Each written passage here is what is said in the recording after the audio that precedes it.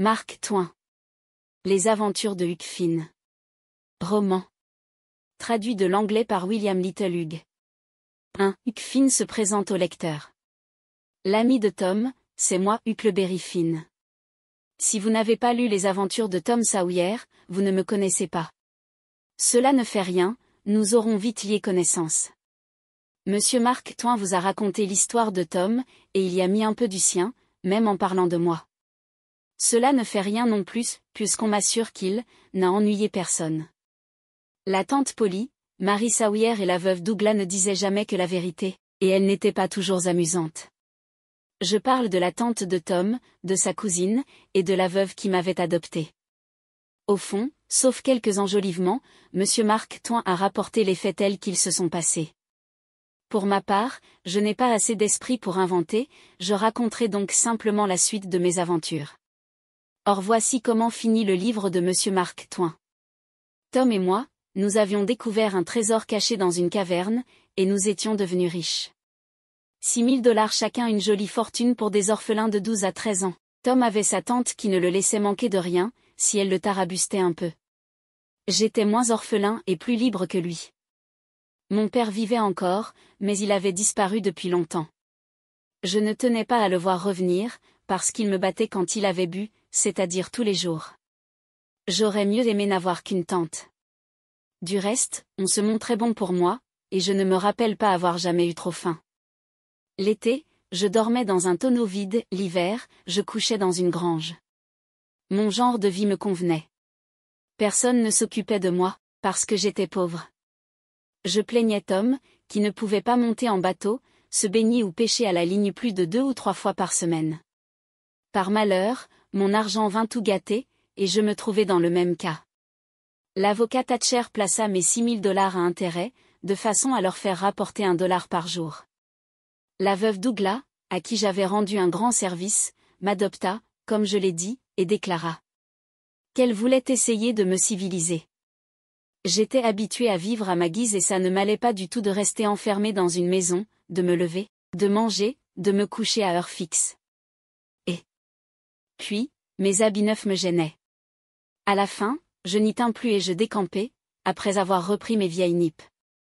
Pour la première fois depuis longtemps je me sentis à l'aise, libre et content. J'avais retrouvé le tonneau où je dormais sans me donner la peine de me déshabiller. Personne ne m'empêchait de flâner dans les bois, de m'allonger sur l'herbe ou au bord de l'eau, et de dégringoler le long des berges. Je pouvais fumer. Sans avoir besoin de me cacher. Une seule chose me tracassait. Les provisions dont mes poches étaient pleines ne dureraient pas toujours, et on remettrait le grappin sur moi, si je reparaissais dans les rues. Je n'eus pas le temps de m'inquiéter. Tom me relança au bout du second jour et me gronda plus fort que ne l'avait jamais fait la veuve. Tu as beau crier après moi, lui dis-je, j'aime mieux vivre comme autrefois, au lieu de me laisser civiliser. Vivre comme autrefois ? Allons donc. Aujourd'hui personne ne te donnera à dîner en échange de ta pêche. Tu crois ? J'en suis sûr. Maintenant que tu es riche, tu ne dois pêcher à la ligne que pour t'amuser. Si tu te présentes avec un beau poisson, on l'acceptera et grand merci. On te permettra peut-être de conduire les chevaux à l'abreuvoir ou de mener paître les vaches, on n'aura pas l'idée de t'offrir une bouchée de pain. On te réclamera plutôt de l'argent, parce qu'on se figurera que cela t'ennuyait de te promener seul. Je ne suis pas fier, je dirai simplement, j'ai faim. On te rira au nez et on te demandera ce que sont devenus tes $6 000. Un individu ne peut donc pas faire ce qu'il veut quand il est riche ? Non, du moins, pas avant d'avoir 21 ans. Comme je ne paraissais pas convaincu, Tom trouva un autre moyen pour me décider. Il me raconta que la bande de voleurs dans laquelle il avait promis de m'admettre serait bientôt organisée. Les autres m'avaient déjà accepté pour lieutenant, mais ils ne voudraient plus de moi, si je m'obstinais à m'habiller aussi mal et à coucher dans un tonneau. Je retournai donc chez Madame Douglas, qui me reçut à bras ouverts et ne m'adressa pas trop de reproches, de sorte que je fus fâché de lui avoir causé de la peine. Elle me fit endosser mes habits neufs. La vieille histoire recommença. La cloche sonnait pour annoncer le déjeuner, le dîner ou le souper. Que l'on eût faim ou non, on était tenu d'arriver à l'appel et de rester à table jusqu'à ce que le dernier plat eût été servi. Au bout de 10, minutes, j'en avais toujours assez, et je ne demandais qu'à m'en aller. Ah, bien oui. Chez les gens civilisés, les choses ne se passent pas ainsi. Pour peu que l'on mange vite, il faut regarder manger les autres, et s'embailler encore. J'eus beau me plaindre, la veuve tint bon. Mon pauvre Huck, me dit-elle, c'est là une affaire d'habitude, tu apprendras bientôt à demeurer assis sans te sentir des fourmis dans les jambes. Elle se trompait joliment, les fourmis s'acharnaient contre moi avant que le repas fût à moitié fini. Alors la sœur de la veuve, Miss Watson, une vieille fille qui n'était pas méchante au fond, se mettait de la partie. Huck, ne pose pas les coudes sur la nappe, Huck, tiens-toi droit. Puis elle me faisait rire en imitant mes bâillements, et les fourmis décampaient pour le moment. Miss Watson avait été maîtresse d'école. C'est sans doute pour cela qu'elle me reprenait à tout propos. Avec elle pourtant, pas moyen de se fâcher. Ma mère m'avait un peu appris à lire et à écrire, mais, comme mon père refusa plus tard de me laisser aller à l'école, c'était presque à recommencer. Grâce à Miss Watson, je me rattrapais vite. Les leçons s'allongeaient et ne m'ennuyaient plus autant. Est-ce que j'arriverai jamais à écrire aussi bien que Tom ? Lui demandai-je un jour.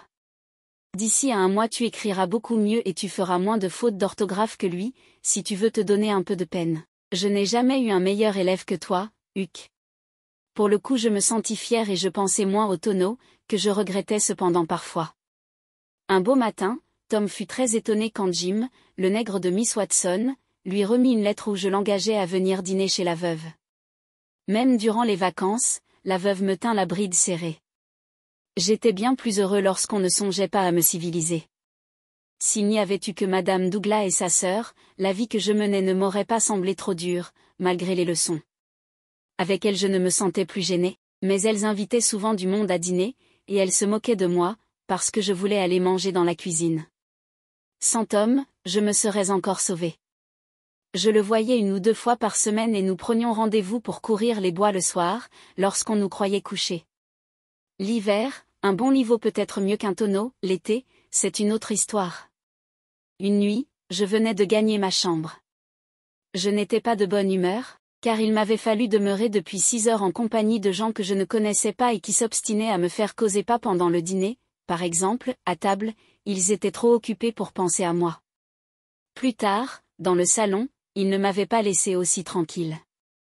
Huck, maintenant que tes moyens te permettent de choisir une profession, n'as-tu pas envie de devenir médecin ? Me demanda un vieux monsieur. Oh. Non, répliquai-je. Mon père disait toujours que les médecins ne servent qu'à tuer plus vite un malade. Docteur, cela vous apprendra à interroger un gaillard bien portant, s'écria un jeune homme, qui ajouta, en s'adressant à moi, vous préférez sans doute être avocat ? Votre père ne vous a pas prévenu contre les avocats ? Si. Ils vendraient leur langue au diable. Alors le docteur salua le monsieur qui venait de me parler et, à mon grand étonnement, tout le monde se mit à rire. Il faudra pourtant que tu choisisses un état, Huck, dit la veuve. Tom et moi nous en avons déjà choisi un. Je parie que vous songez tous deux à redevenir pirates ? Plus tard, c'est possible, lorsque nous pourrons acheter un beau navire. Et en attendant ? C'est un secret. Là-dessus, chacun se mit à m'accabler de questions, cherchant à me tirer les vers du nez. Les dames surtout se montraient curieuses. Je crus qu'elles ne s'en iraient jamais. Voilà pourquoi j'étais si tracassée. Après avoir mis ma chandelle sur la table, je m'assis près de la fenêtre et j'essayais en vain de penser à quelque chose de gai. Le souvenir d'une salière que j'avais renversée à dîner me trottait dans la tête. Cela n'annonçait rien de bon. Tandis que je me reprochais de n'avoir pas jeté une pincée de sel par-dessus mon épaule gauche, j'aperçus une petite araignée qui grimpait le long d'une de mes manches. J'eus la bêtise de lui donner une chiquenaude qui l'envoya au beau milieu de la flamme de la chandelle. Tuer une araignée du soir, fût-ce par hasard, porte malheur, tout le monde le sait. Je me levai et je tournai 3 fois sur moi-même en faisant le signe de la croix, puis j'attachai une mèche de mes cheveux avec un bout de fil. Ces moyens-là servent à chasser le mauvais sort quand on perd un fer à cheval que l'on a eu la chance de ramasser, mais suffisait-il dans le cas actuel ? J'en étais rien moins que sûr. Aussi fus-je presque tenté de descendre en tapinois à la cuisine afin de consulter le grand nègre de Miss Watson. Jim était plus à même que personne de me renseigner le dessus. Tout à coup je me souvins que Tom Sawyer m'avait prévenu que notre bande de voleurs était presque organisée et qu'il fallait me tenir sur le qui-vive. Les derniers jours, ou plutôt les dernières nuits de la semaine. Or la semaine touchait à sa fin. J'oubliais aussitôt l'araignée, la salière, et j'allumai ma pipe. Rien ne bougeait dans la maison, je ne risquais pas d'être surpris et grondé par la veuve. Digne, digne, digne.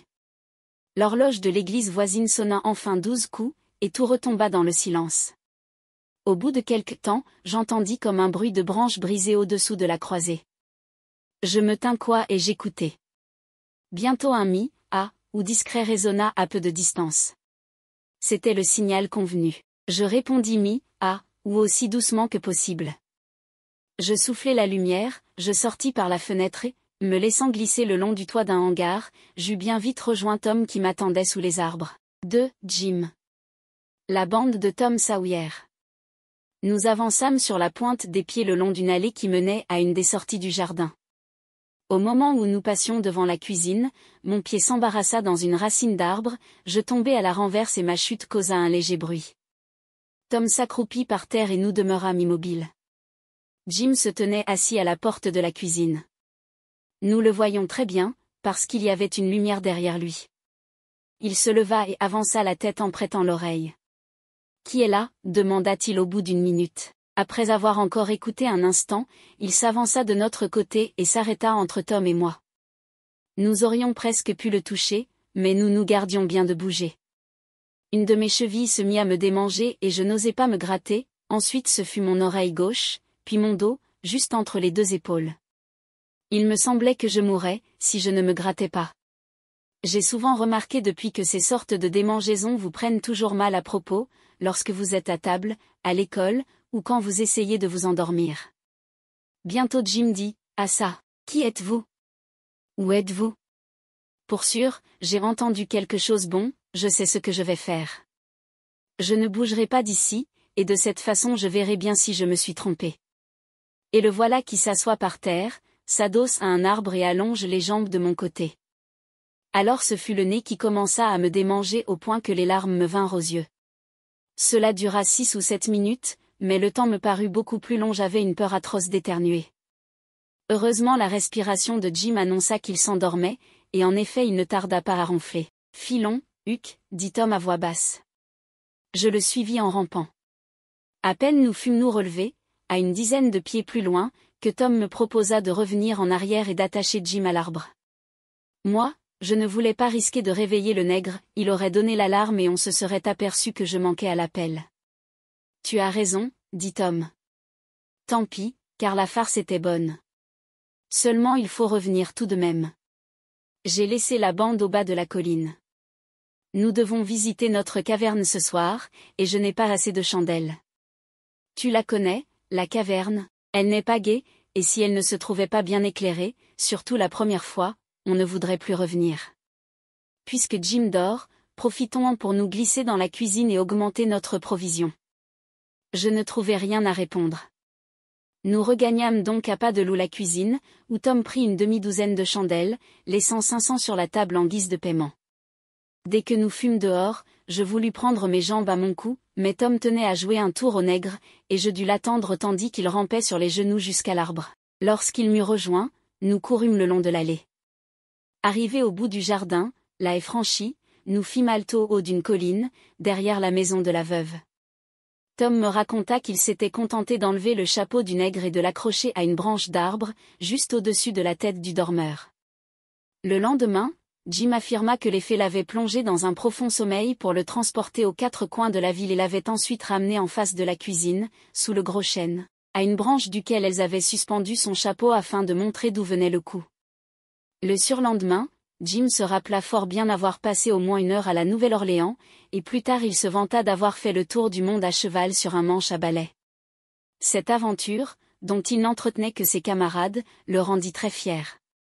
Les nègres, entre eux, ne se lassent jamais de parler des exploits des fées ou des sorcières, et Jim se montrait trop convaincu pour ne pas rencontrer beaucoup d'auditeurs crédules. Du haut de la colline au sommet de laquelle Tom s'était arrêté pour reprendre haleine, nous dominions la petite ville de Saint-Pétersbourg, État de Mississippi, où quelques rares lumières brillaient encore çà et là, éclairant sans doute quelques chambres de malades. Au bas de la ville coulait le Mississippi, large d'au moins 1 mille, calme et resplendissant à la lueur des étoiles. Nous dégringolâmes le long de la pente, et dans la vieille tannerie abandonnée nous trouvâmes Joe Harper, Ben Rogers et plusieurs autres camarades qui s'étaient cachés sous le hangar. Quelques minutes plus tard, nous détachions un canot, et la bande montait à bord pour débarquer à 2000 plus bas, en face d'un point de la côte que Tom et moi connaissions fort bien. Après avoir amarré le bateau et gagné la berge, on s'arrêta devant le buisson qui cachait une des entrées de la grotte où Tom avait failli périr de faim. Le capitaine, il n'était pas permis de lui donner un autre nom durant une expédition, fit jurer à chacun de garder le secret, ordonna d'allumer les chandelles et montra le chemin. Pour entrer, il fallut se traîner à 4 pattes. Peu à peu l'ouverture s'agrandit et forma un couloir où chacun pouvait marcher debout et voir plus clair.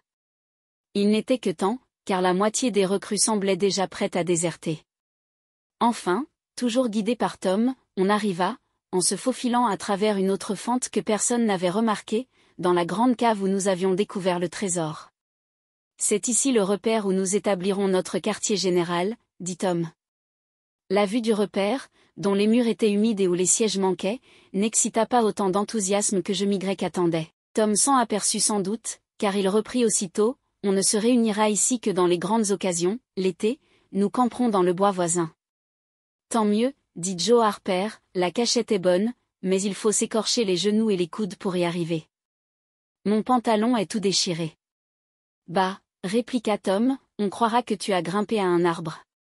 Du reste, s'il y a des capons parmi nous, ils sont libres de s'en aller, puisqu'ils n'ont pas encore prêté serment. Que les capons lèvent la main. Aucune main ne se leva. À la bonne heure, s'écria Tom, je vois que j'ai bien choisi mes hommes et que je puis compter sur eux. Maintenant, je vais vous lire le serment, et vous le signerez de votre sang. Il tira de sa poche une feuille de papier sur laquelle il avait écrit le serment. Les membres de la bande juraient d'obéir aux ordres du capitaine et de se soutenir les uns les autres. Si quelqu'un révélait les secrets de la bande, on tirerait au sort pour savoir qui le tuerait, et le justicier désigné s'engageait à ne pas manger ou dormir jusqu'à ce qu'il eût plongé son poignard dans le cœur du coupable et tracé une croix sur sa poitrine. Cette croix était la marque de la bande de Tom Sawyer, qui, seul, avait le droit de s'en servir. Si un des affiliés se révoltait contre le capitaine, il passerait devant un conseil de guerre et on lui brûlerait la cervelle séance tenante. Il y en avait beaucoup plus long, mais je ne me rappelle pas le reste. Ben Rogers déclara que c'était un très beau serment et demanda si Tom l'avait inventé d'un bout à l'autre. Tom reconnut avoir presque tout copié dans des histoires de chefs de voleurs ou de pirates, qui savaient mieux que lui ce qu'il fallait faire jurer à leurs hommes. Quelqu'un opina qu'il serait peut-être bon de tuer aussi les familles de ceux qui trahiraient les secrets de la bande. Tom, ayant approuvé cette idée, prit son crayon et griffonna une ligne sur le papier qu'il venait de lire.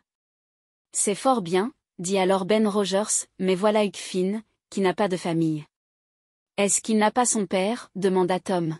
« Oui, un père que nous ne saurons jamais où trouver, il y a plus d'1 an qu'on ne l'a pas revu. Ça ne serait pas juste envers les autres, qui ont des familles à tuer. » Le cas était embarrassant, mais, grâce à Tom, on finit par consentir à ne pas rayer mon nom de la liste. En somme, chacun de nous se piqua le doigt avec une épingle et signa le serment avec son sang. « À présent, dit Tom, il est bien entendu que notre bande est une bande de voleurs de grands chemins, pas autre chose. Nous nous mettrons en embuscade pour arrêter les voitures ou les voyageurs. »« Et s'ils ne veulent pas s'arrêter ?» demanda un sceptique. « Oh, dans les livres il ne manque jamais de s'arrêter lorsque des gens masquaient leurs cris, la bourse ou la vie. Les chevaliers du grand chemin portent toujours un masque, autrement ils ne pourraient pas aller dans le monde sans être reconnus.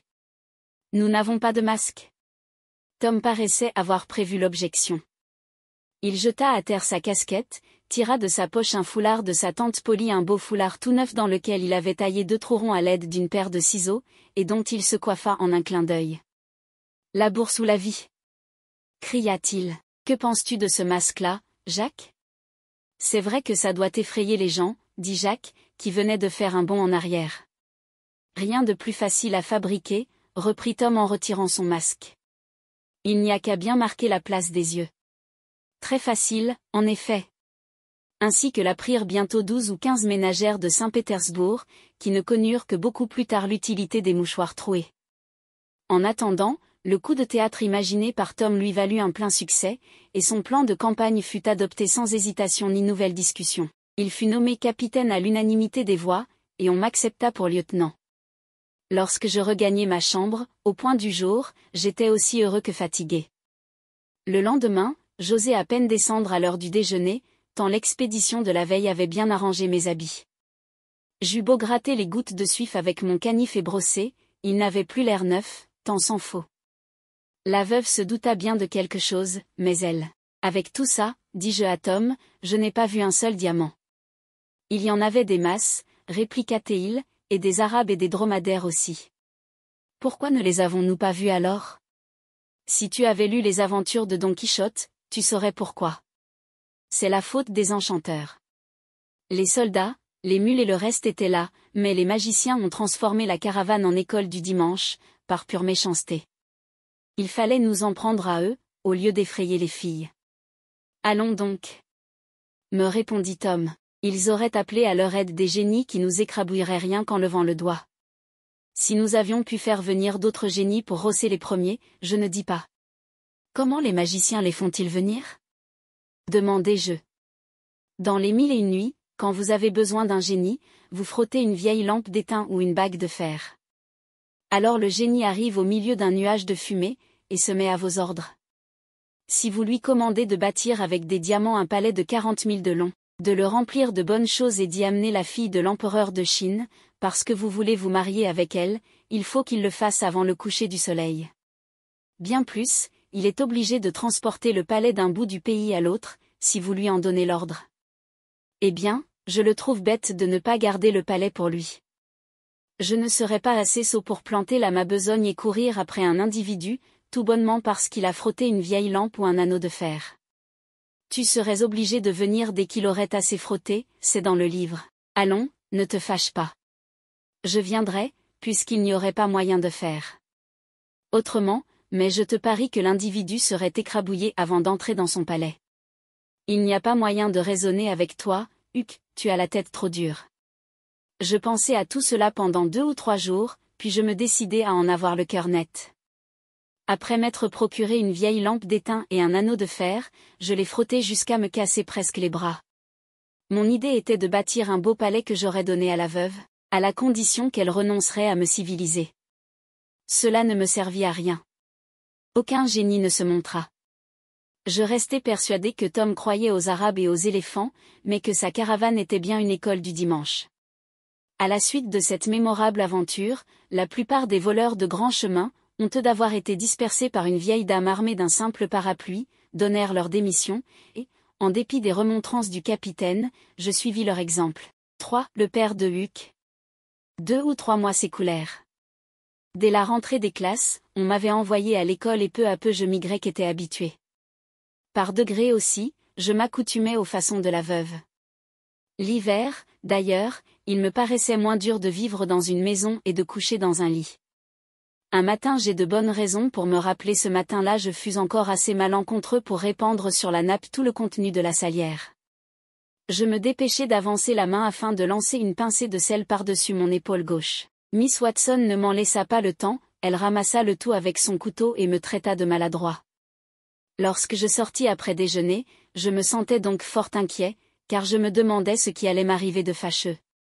Je descendis jusqu'au bout du jardin, qui s'étendait derrière la maison, et je sortis par la petite porte de service. Une légère couche de neige, tombée le matin même, couvrait le sol et je vis des traces de pas. Quelqu'un était monté par un sentier aboutissant à une carrière abandonnée. On s'était arrêté devant la porte, puis on avait longé la clôture. Pourquoi donc n'était-on pas entré? Tom ne prenait jamais ce chemin-là, sans quoi je me serais figuré qu'il était venu en cachette me rappeler que, depuis longtemps, nous n'avions pas fait l'école buissonnière. Mais non, son pied n'aurait pas laissé des empreintes aussi longues. Au lieu de suivre la piste, je me baissai pour l'examiner. La neige reproduisait très nettement la marque d'une croix tracée sous le talon gauche du promeneur à l'aide de gros clous. Cela me suffit. Je savais fort bien qui dessinait ainsi une croix sur sa chaussure. En un clin d'œil, je me redressai et je descendis la colline au pas de course. Je ne m'arrêtai qu'en arrivant chez Monsieur Thatcher, qui se tenait dans son bureau, où l'on me fit entrer. Tu viens à propos, Huck, me dit-il en riant. Te voilà tout essoufflé. Est-ce que tu as couru si vite parce que j'ai de l'argent à te remettre? Comment? De l'argent à me remettre? Oui. J'ai touché hier le premier semestre de tes intérêts, plus de $150. Seulement, il est convenu avec la veuve que nous placerons ces fonds avec le reste. Oui, j'ai bien assez de ce qu'elle me donne. Gardez-les, et les $6 000 aussi, comme s'ils étaient à vous. Monsieur Thatcher parut surpris. Dit-il, il y a une anguille sous roche. Voyons, mon garçon, explique-toi. Ne me demandez pas d'explication, s'il vous plaît. Vous garderez tout, n'est-ce pas? Sais-tu que tes airs mystérieux m'intriguent? Tu me caches quelque chose. Je tiens à ce que vous gardiez l'argent, voilà tout, répliquai-je. Est-ce que je n'ai pas le droit de vous le donner? Je suis venu exprès pour cela. Ne m'en demandez pas davantage. Oh, dit-il après m'avoir regardé un instant, je crois deviner, et je vais tâcher de te tirer d'embarras. Non, tu n'as pas le droit de me donner ton bien à titre gratuit, mais la loi te permet de me le vendre. Il griffonna une ligne ou deux sur une feuille de papier, qu'il me fit signer, et, après m'avoir lu ce qu'il venait d'écrire, il ajouta, vois-tu, c'est là un acte de vente. Un simple don ne serait pas valable. Voilà $1 qui représente le prix d'achat. Mets-le dans ta poche. Maintenant, tu peux affirmer que tu as cédé les sommes placées en ton nom, que tu as reçu un équivalent en échange et que tu ne possèdes plus rien. Un homme de loi te répondrait que tu n'es pas majeur et que ta signature n'a aucune valeur, mais tu n'as pas affaire à un homme de loi, hein? Cela te suffira pour le moment, je pense? Si quelqu'un cherche à mettre la main sur tes fonds, tu me l'enverras et nous verrons. Merci, monsieur Thatcher, vous m'enlevez une grosse épine du pied. J'ai eu raison de m'adresser à vous. Eh bien, puisque tu as confiance en moi, pourquoi ces cachotteries? Ton père est de retour? Je n'en suis pas sûr, mais il plante toujours des clous dans le talon de sa botte gauche, de façon à former une croix pour tenir le diable à distance, et j'ai vu sa marque sur la neige. Bah! Ton père n'est certes pas le seul citoyen de Saint-Pétersbourg dont la botte gauche porte un ornement pareil. C'est égal, Huck, nous finirons par te civiliser. Tu es un malin. Il était plus malin que moi, car il avait tout compris dès le premier mot. Cependant, pour peu qu'il eût continué son interrogatoire, je serais resté fort embarrassé. Je craignais mon père, dont je n'avais jamais eu à me louer, et, d'un autre côté, l'idée de travailler du matin au soir, comme les gens civilisés dont on me citait sans cesse l'exemple, ne me souriait guère. Bref, j'étais fort tracassé. La veuve, qui me trouva en train de broyer du noir, me fit causer, et elle crut me rassurer en me disant, « Ne t'inquiète pas. Je ne t'abandonnerai pas, lors même que monsieur Thatcher garderait pour lui tes $6 000. Il ne les gardera pas pour lui, répliquai-je, ce serait trop de chance. On ne me laissera jamais tranquille. J'avais raison de ne pas vouloir être riche. Tu changeras d'avis un de ces jours, me dit la veuve en riant. En tout cas, mon père ne gagnerait rien à devenir riche, et j'aimerais mieux donner l'argent à un autre, à monsieur Thatcher ou à vous, par exemple. Comment? Tu ne veux pas que ton père profite de la fortune que tu dois au hasard? Non.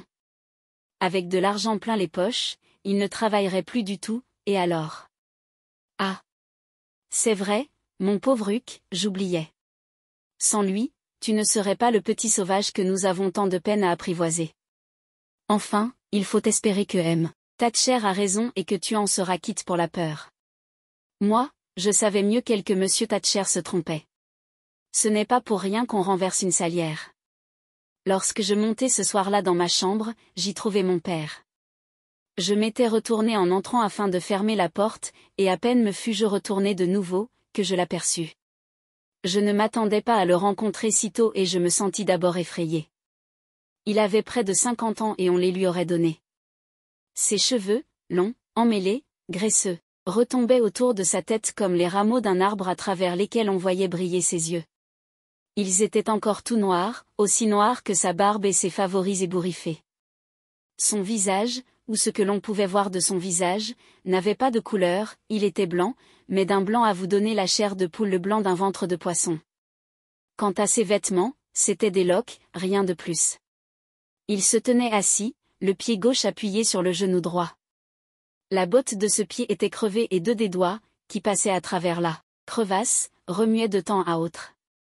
Son chapeau de feutre noir, un vieux chapeau à moitié défoncé, gisait par terre. Je restais à le regarder, tandis qu'il me regardait de son côté, sa chaise un peu renversée en arrière, puis je posai la chandelle sur la table. Je vis que le châssis de la fenêtre était levé et je devinai qu'il avait dû entrer par là en se glissant le long du toit de l'appentis. Après m'avoir examiné des pieds à la tête, il dit enfin, bien nippé, très bien nippé. Tu te figures que c'est le beau plumage qui fait le bel oiseau? Peut-être que oui, peut-être que non, répliquai-je. Oh. Oh. Tu n'as plus ta langue dans ta poche. Tu as pris de l'aplomb depuis mon départ. Je te descendrai de quelques crans avant d'en avoir fini avec toi. Tu es éduqué aussi, à ce qu'on m'a dit. Est-ce vrai que tu sais lire, et même écrire? Je ne veux pas de ça. Qui t'a permis de donner dans ces bêtises-là? Madame Douglas. La veuve, hein? Je lui apprendrai à se mêler de ce qui ne la regarde pas. Tu lâcheras cette école, entends-tu? Élever un enfant pour qu'il rougisse de son père. Tu crois peut-être que tu vaux mieux que moi, parce que je n'ai jamais mis le nez dans un livre? Allons, laisse-moi t'entendre lire. Je pris un livre sur la table et je lui lus une dizaine de lignes à propos du général Washington et de la guerre de l'indépendance. Il m'écouta pendant 2 ou 3 minutes, puis, d'un coup de poing, il envoya le livre à l'autre bout de la chambre. C'est vrai, dit-il. Maintenant, écoute-moi bien. Tu vas cesser de faire jabot, mon garçon. Je te surveillerai. Si je t'attrape près de l'école, gare à ton dos. Tout en parlant, il allongea le bras pour ramasser sur la table une petite image où il avait 3 vaches rouges et un bonhomme bleu. Qu'est-ce que c'est que ça? Demanda-t-il. Un bon point qu'on m'a donné parce que j'ai bien récité mes leçons. Il déchira l'image en morceaux. Un bon point, répéta-t-il.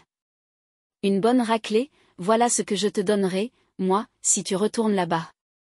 Après avoir un peu grommelé et regardé autour de lui, il reprit, un lit, et des couvertures, et une glace et un tapis, quand ton père a eu à dormir avec les porcs sous le hangar de la vieille tannerie. Je n'ai jamais vu un fils pareil.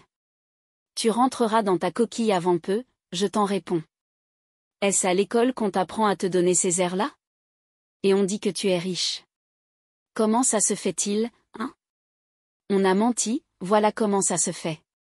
Prends garde, mon gaillard. Je te passe bien des choses, mais je perdrai patience à la fin. Depuis 2 jours je n'entends parler que de ta chance. On en parlait aussi là-bas, de l'autre côté du Mississippi, et c'est pour ça que je suis revenu. Tu iras chercher ton argent demain et tu me le remettras, j'en ai besoin. Je n'ai pas d'argent. Possible. C'est l'avocat Thatcher qui a tes fonds. Tu les lui reprendras, j'en ai besoin. Je n'ai plus rien. Demandez à monsieur Thatcher, il vous dira la même chose. C'est bon. Je lui demanderai. Combien as-tu dans ta poche? Je n'ai qu'$1 et je ne voudrais pas. Peu m'importe ce que tu voudrais. Aboulez vivement. Il parlait d'un ton si menaçant que je n'osais pas refuser. Il prit le $, le mordit pour voir si la pièce était bonne, se leva et déclara qu'il allait donner un coup de pied jusqu'à la taverne la plus proche, car il n'avait pas bu une goutte de whisky depuis la veille. Je crois qu'il ne mentait pas, sans cela il n'aurait guère manqué de me battre. Après s'être glissé sur le toit de l'appentis, il rentra la tête dans la chambre et me dit, « Tu me laisses oublier mon casque. Je n'ai jamais vu un fils pareil. » Je lui apportai son chapeau, qui me rappelait celui dont je me coiffais autrefois. Il se l'enfonça sur la tête jusqu'aux oreilles et le voilà parti. Je le croyais déjà loin, quand il reparut de nouveau pour ajouter, « Gare à toi si tu ne m'obéis pas, je monterai la garde autour de l'école à dater de demain. » Le lendemain, grâce au $, qu'il avait accaparé, il songeait à autre chose. Sa première visite fut pour monsieur Thatcher, qu'il voulait obliger, à rendre gorge, comme il disait. L'avocat refusa très carrément de se dessaisir des $6 000. Alors mon père éclata en injures, le traita d'escroc, de voleur, et menaça de lui intenter un procès. Il ne réussit qu'à se faire jeter à la porte. Monsieur Thatcher et la veuve prirent les devants. Ils s'adressèrent au juge de paix du district, afin qu'il leur confiât ma tutelle. Or, ce juge était un nouveau venu, qui ne connaissait pas mon père. Il déclara qu'à son avis on devait éviter de semer la division dans les familles. Enlever aux parents la garde de leurs enfants, c'était là une grave responsabilité. Le père s'enivrait? Mais avait-on jamais essayé de le ramener dans les voies de la tempérance? Tous les ivrognes ne sont pas incorrigibles. Sans me flatter d'être éloquent, ajouta-t-il, je puis me vanter d'en avoir guéri plus d'un. Je m'informerai. Nous verrons. En principe, je suis opposé à votre demande et je reviens rarement sur une première décision. Ce résultat négatif enchanta mon père, et surtout l'homme de loi qui le conseillait. Il s'agissait de $6 000, et la cause eût-elle été plus mauvaise, les avocats ne lui auraient pas manqué, même à Saint-Pétersbourg. Il menaça de m'assommer si je ne lui procurais pas de l'argent. Je dus, bien à contre-séhure, demander $3 à M. Thatcher, qui, sachant à quoi s'en tenir, me les prêta volontiers. Je ne fus pas battu, mais mon emprunt forcé causa un fameux vacarme dans la ville à l'heure de la fermeture des cabarets, et on dut arrêter le tapageur qui s'obstinait à empêcher les gens de dormir en poussant des cris d'indiens sauvages, accompagnés de coups de tam-tam sur une vieille casserole. Le lendemain, il se voyait condamné à passer en prison le reste de la semaine. Voilà où mène l'ivresse, lui dit le juge. Malgré mon respect pour les droits de la famille, votre présence sur ce banc ne m'engage pas à vous confier la tutelle de votre fils. Quand on a trop peu d'empire sur soi pour ne pas commettre des excès, le seul moyen de salut consiste à ne plus boire du tout. Faut mourir de soif alors? Je me suis mal expliqué. Il faut se décider à ne boire que de l'eau. Auriez-vous ce courage? À moins d'avoir les poches vides ou d'être coffré, je n'ai jamais essayé. Votre franchise parle en votre faveur et je vous aiderai à essayer. En effet, le juge essaya. Récemment converti lui-même à la tempérance, il cherchait à ramener les ivrognes dans la bonne voie, et tout buveur qu'il se voyait obligé de condamner devenait l'objet de ses louables efforts. On se moquait un peu de son innocente manie, qui avait parfois produit de bons résultats, et c'eût été un véritable triomphe pour lui d'opérer la guérison du « vieux Finn ». Aussi, à peine mon père fut-il sorti de prison, que le digne philanthrope le fit venir, l'habilla des pieds à la tête et lui donna une place à sa table. « Voyez-vous, lui dit-il, il n'y a que le premier pas qui coûte, et, pour éviter les rechutes, je vous engage à passer une semaine sous mon toit, où vous serez à l'abri des tentations. Lorsque vous vous sentirez assez fort, je vous trouverai un emploi régulier. Certaines personnes, dont je ne récuse pas la compétence, sont d'avis que l'on doit se déshabituer peu à peu de l'usage des liqueurs fortes, mais l'expérience m'a démontré la nécessité de couper brusquement le mal dans sa racine. » Bref, le juge et sa femme parlèrent en termes si éloquents des avantages de la tempérance, que leur auditeur finit par s'attendrir. Il ne s'était jamais entendu traiter de frère, même par les cabaretiers dont il contribuait de son mieux à faire la fortune, et d'ailleurs, il se trouvait dans un des cas où il ne pouvait boire que de l'eau, ses poches étant vides. « Tenez, s'écria-t-il, je crois que, s'il y avait devant moi une bouteille de whisky, je n'y toucherais pas. Je veux être pendu-ci. » N'allons pas si vite, interrompit le juge. Ne vous engagez à rien avant d'être sûr de vous. Le nouveau converti était-il sincère? Lui seul le sait. En tout cas, le juge eut de graves raisons pour en douter.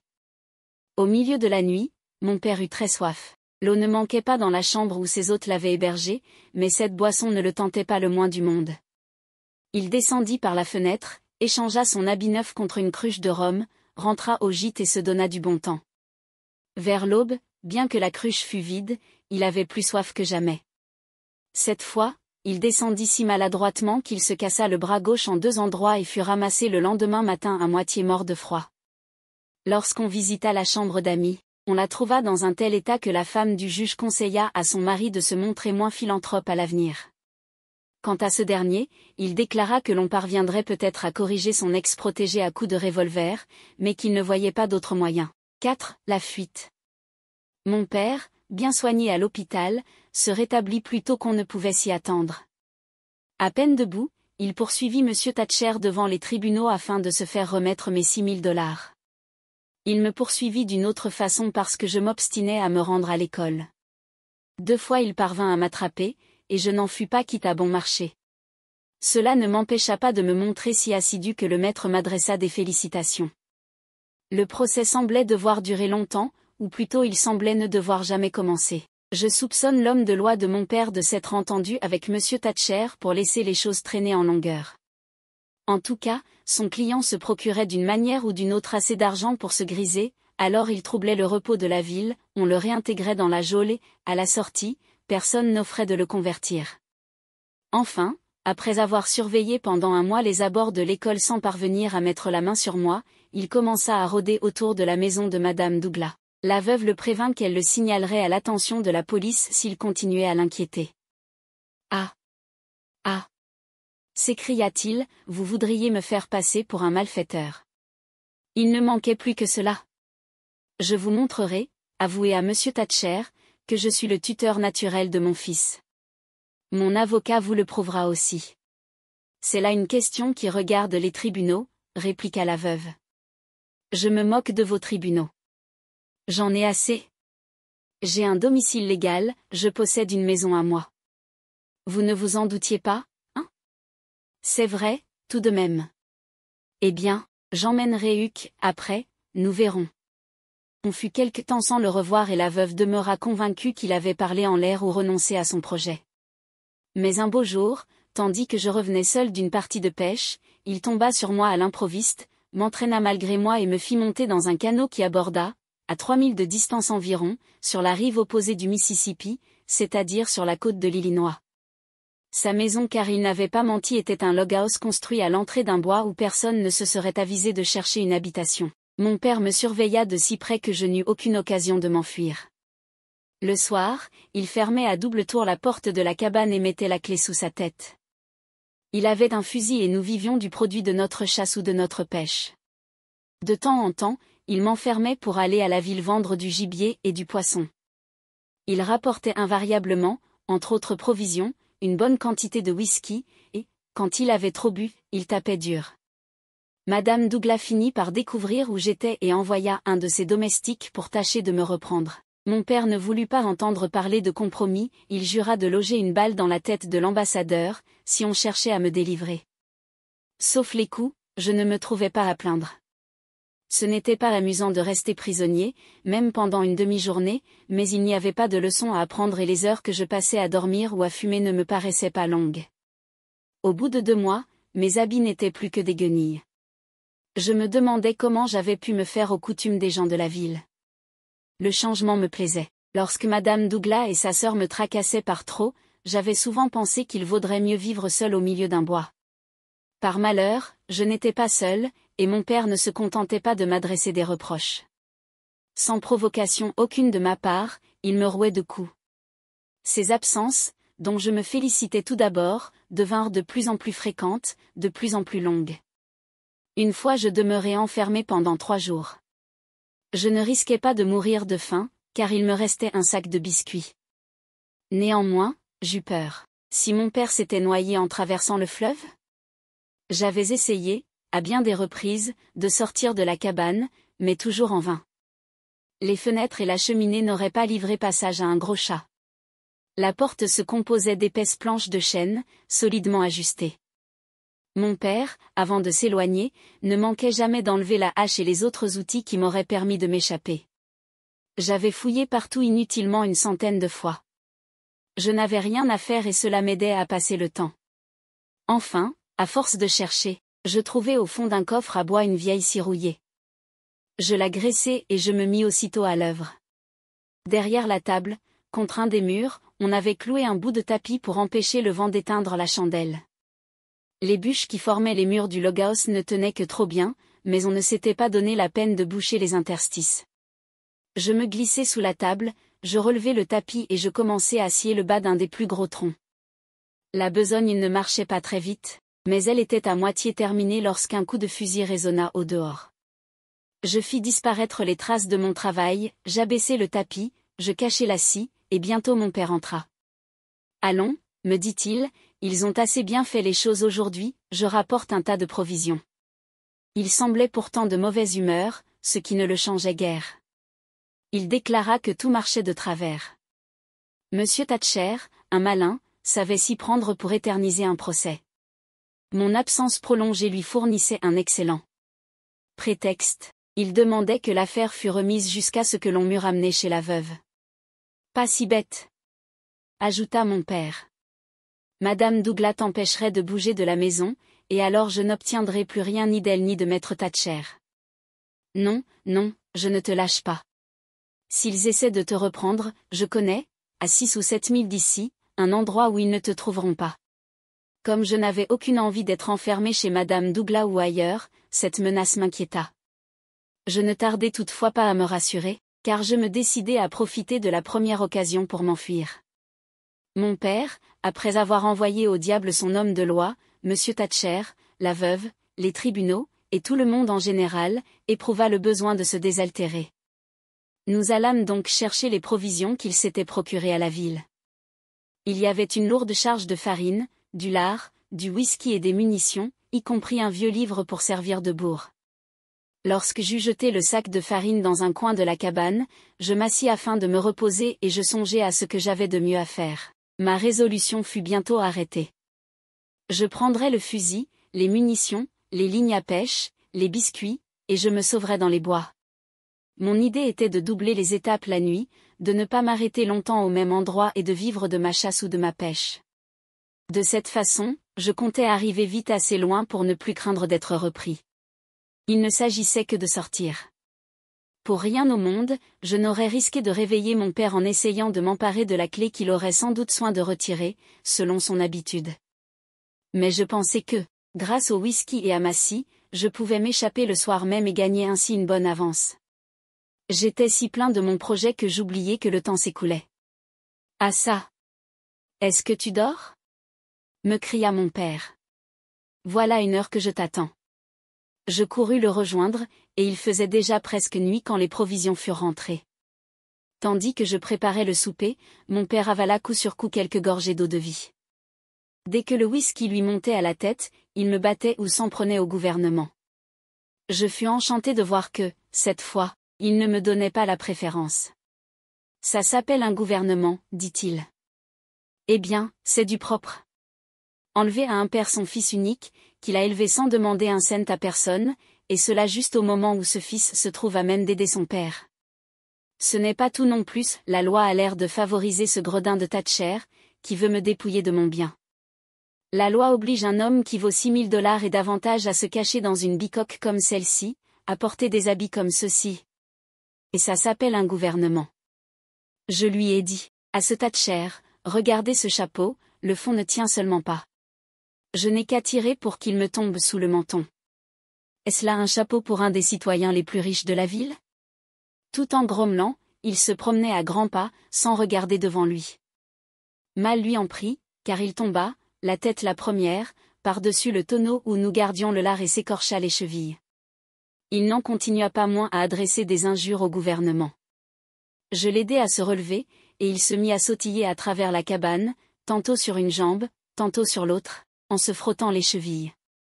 Enfin, il lança un formidable coup de pied au tonneau et poussa un hurlement à faire dresser les cheveux sur la tête. Il avait oublié que sa botte gauche laissait passer 2 de ses doigts qui venaient de donner en plein contre une douve. Après s'être roulé sur le sol, il se calma un peu et eut recours au whisky pour se consoler. Le souper terminé, il se remit à boire et remplit si souvent la timbale, que je me figurais qu'en moins d'1 heure il serait trop bien endormi pour se réveiller avant le jour. Mais ce ne fut pas lui qui vida la cruche, elle se vida toute seule, car il la laissa tomber sur le sol, où elle se brisa en morceaux. Au lieu de s'en prendre à moi, selon son habitude, il se jeta sur la couverture étendue devant la porte et m'ordonna de souffler la chandelle.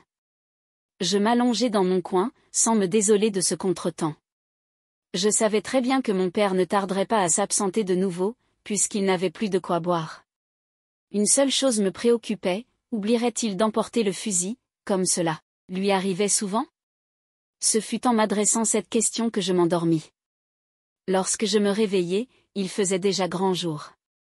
Mon père, dont un rude coup de pied venait de me tirer de mon sommeil, se tenait à côté de moi, le fusil à la main, et d'abord je crus que c'était la suite de mon rêve. « Debout, paresseux !» me dit-il. « Auras-tu bientôt fini de te frotter les yeux ? C'est toi qui as rechargé le fusil, hein ? Non, vous l'avez posé sur la table et je ne savais pas s'il était chargé ou non. Eh bien, une autre fois, tu passeras la baguette dans le canon et tu le mettras à ma portée. Faudra veiller. Une bande de voleurs travaille le long de la côte et assassine les gens. Je parie que c'est Monsieur Thatcher qui vous a raconté des histoires pour vous effrayer. Les voleurs ne ramasseraient pas grand-chose ici. Possible, mais, pas plus tard que la nuit dernière, ils ont tué un individu, rien que pour avoir son fusil.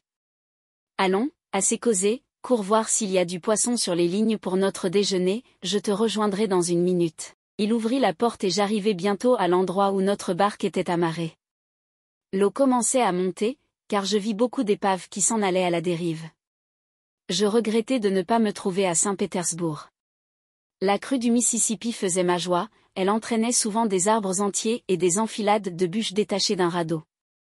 Il n'y avait qu'à les arrêter au passage et à les vendre aux propriétaires d'un chantier ou d'une scierie. Je parle du bon temps où personne ne s'occupait de moi, où j'étais libre comme l'air, où Tom et ses camarades enviaient mon sort. Voilà qu'au moment où je me baissais pour tirer une des lignes, je vois arriver un canot, un joli canot de 13 à 14 pieds de long et qui suivait le courant avec la légèreté d'un canard. Je piquai aussitôt une tête, tout habillée, et je nageai vers le canot. Je craignais de trouver quelqu'un au fond. C'est là un tour que l'on aime à jouer aux chercheurs d'épaves. Quand ils vont grimper dans une barque ou qu'ils l'ont presque amenée jusqu'à terre, le canotier se lève et se moque d'eux. Il n'en fut pas ainsi cette fois. La barque était vide. Je me hissai à bord et je revins vers la rive en pagayant. Elle vaut au moins $10, me dis-je, mon père sera content lorsqu'il verra ce que j'ai pêché. Tandis que je gagnais une petite crique bordée de vignes et de saules, une autre pensée me vint. Je songeais que si je laissais le canot dans cette cachette, je pourrais descendre le fleuve à une distance de 40 ou 50 milles, me mettre à l'abri de toute poursuite, et camper dans un bon endroit sans m'être fatigué par de longues marches. La crique n'était pas très éloignée de la cabane et à chaque instant je crus m'entendre appeler. Après avoir fait glisser le canot sous le feuillage, je sautai à terre, je regardai à travers les branches et je me rassurai. Mon père n'avait rien vu. Quand il me rejoignit, il me trouva en train de lever les lignes et me traita de lambin. Comme il se serait bien aperçu à mes habits mouillés que j'avais pris un bain, je lui montrai du doigt la perche, puis je me secouai à la façon des barbets au sortir de l'eau. Cette explication lui suffit, il se contenta de grommeler, « Vaut mieux que ça t'arrive à toi qu'à moi. » Si je tombais de là-haut tout habillé, je ne m'en tirerais pas. Seulement, tâche de ne pas recommencer et de prendre le sentier. Tu vaux $6,000. Nous rapportâmes un gros poisson, qui nous fournit un bon déjeuner. Ensuite, je voulus me coucher sur l'herbe afin de me sécher au soleil. Bah, dit mon père, tu te sécheras plus vite en ramant. Le fleuve monte et charrie de quoi remplir un chantier, en moins d'une heure, nous raflerons assez de bois pour acheter du whisky à la ville, et je sais ce qui m'attend à votre retour. Je venais de m'asseoir et d'allumer ma pipe, mais il fallut s'exécuter. Au fond, je n'étais pas fâché de le voir si pressé. Plus tôt il s'en irait, plus tôt je serais libre. Nous longeâmes d'abord le fleuve, car le courant ne portait pas de notre côté. Enfin, nous montâmes dans le canot. Le métier de ravageur n'est pas commode sur le Mississippi. À diverses reprises, nous faillîmes chavirer sans rien attraper. Au bout d'une demi-heure, la chance nous favorisa, elle nous envoya une dizaine de troncs détachés d'un radeau et qui tenaient encore ensemble. Nous parvînmes à les conduire à terre, puis nous rentrâmes pour nous reposer en dînant. Ce bout de radeau promettait une bonne journée. Un autre que mon père ne s'en serait pas tenu là. Mais ce n'était pas son genre, surtout quand il avait soif. Il m'enferma donc vers 3 heures et partit, son radeau à la remorque. Je me mis aussitôt à l'œuvre avec ma scie, et lorsque je sortis de ma prison, il n'était pas encore arrivé au bord opposé. Son canot ne formait plus qu'un point noir à peine visible sur l'eau. Tout en ramant, j'avais songé à un moyen d'empêcher les gens de courir après moi. Je voulais faire croire que l'on m'avait jeté à l'eau. Les histoires de voleurs dont mon père s'était effrayé m'avaient donné cette idée. Mon premier soin fut de courir au bûcher, où je trouvai la hache, et d'enfoncer la porte, démolissant le bois autour de la serrure. Alors je commençai à déménager. J'enlevai la farine, le lard, le café, la cafetière, le sucre, les biscuits, la gourde, le baquet, la scie, les couvertures, les tasses d'étain, les lignes à pêche, les allumettes, tout ce qui valait un cent. Je nettoyai la cabine. Il fallut plus d'un voyage pour transporter les provisions et le reste jusqu'au canot. Je fis disparaître la sciure de bois, et pour combler le trou par lequel je m'étais échappé, je n'eus qu'à rajuster la bûche enlevée, que je calai avec des pierres, car elle se recourbait un peu en bas et ne touchait pas le sol. Je remis si bien les choses en ordre que vous ne vous seriez jamais douté que quelqu'un avait passé par là. D'ailleurs, comme la porte était ouverte, on ne s'aviserait pas de chercher une autre issue. Mes préparatifs terminés, je décrochai le fusil que mon père, dans sa hâte, avait oublié et je m'enfonçai sous les arbres. J'aperçus bientôt un jeune amateur de glands qui se régalait et qui détala à mon approche. Les messieurs habillés de soie échappés des fermes voisines devenaient vite sauvages dans la forêt. J'abattis ce monsieur-là d'un coup de fusil et je le rapportai au camp, où je le posai à terre afin de le laisser saigner un peu. Je dis à terre, car c'était de la terre battue et non un parquet. Il s'agissait maintenant de faire disparaître maître habillé de soie.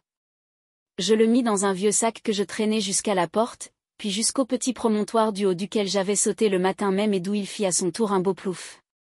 On n'aurait qu'à ouvrir l'œil pour reconnaître la route suivie par la victime. Ah! Comme je souhaitais que Tom se fût trouvé là. Je songeai alors à un autre moyen de dérouter les curieux. Je retournai à mon canot reprendre le sac de farine et la scie. Je remis le sac à la place qu'il occupait ordinairement, j'ouvris un trou au fond de la toile à l'aide de la scie et je le portai entre mes bras à une centaine de yards de la cabane. Cette fois, je me dirigeai vers une espèce de lac, situé derrière la cabane, peu profond et plein de roseaux de canards aussi, dans la bonne saison. À l'extrémité la plus éloignée de la hutte, à quelques milles de distance, s'ouvrait un petit canal qui s'en allait je ne sais où. Naturellement, le trou laissa échapper un peu de farine et forma une piste tout le long du chemin. Pour revenir, je retournai le sac, dont l'ouverture était bien ficelée. Autrefois, mon père allait chercher au bord du lac des brassées d'osier qu'il vendait aux fabricants de paniers, de sorte qu'il y avait un sentier tout tracé. Je piétinai et je renversai les roseaux à l'endroit où il aboutissait, afin de donner à croire que les voleurs avaient passé par là. Il faisait presque nuit et je commençais à me sentir fatigué. Après avoir regagné le canot avec ma farine et ma scie, je le laissai filer le long de la côte, pas très loin. Je l'arrêtai sous des saules et je l'amarrai à une branche qui s'avançait au-dessus de l'eau.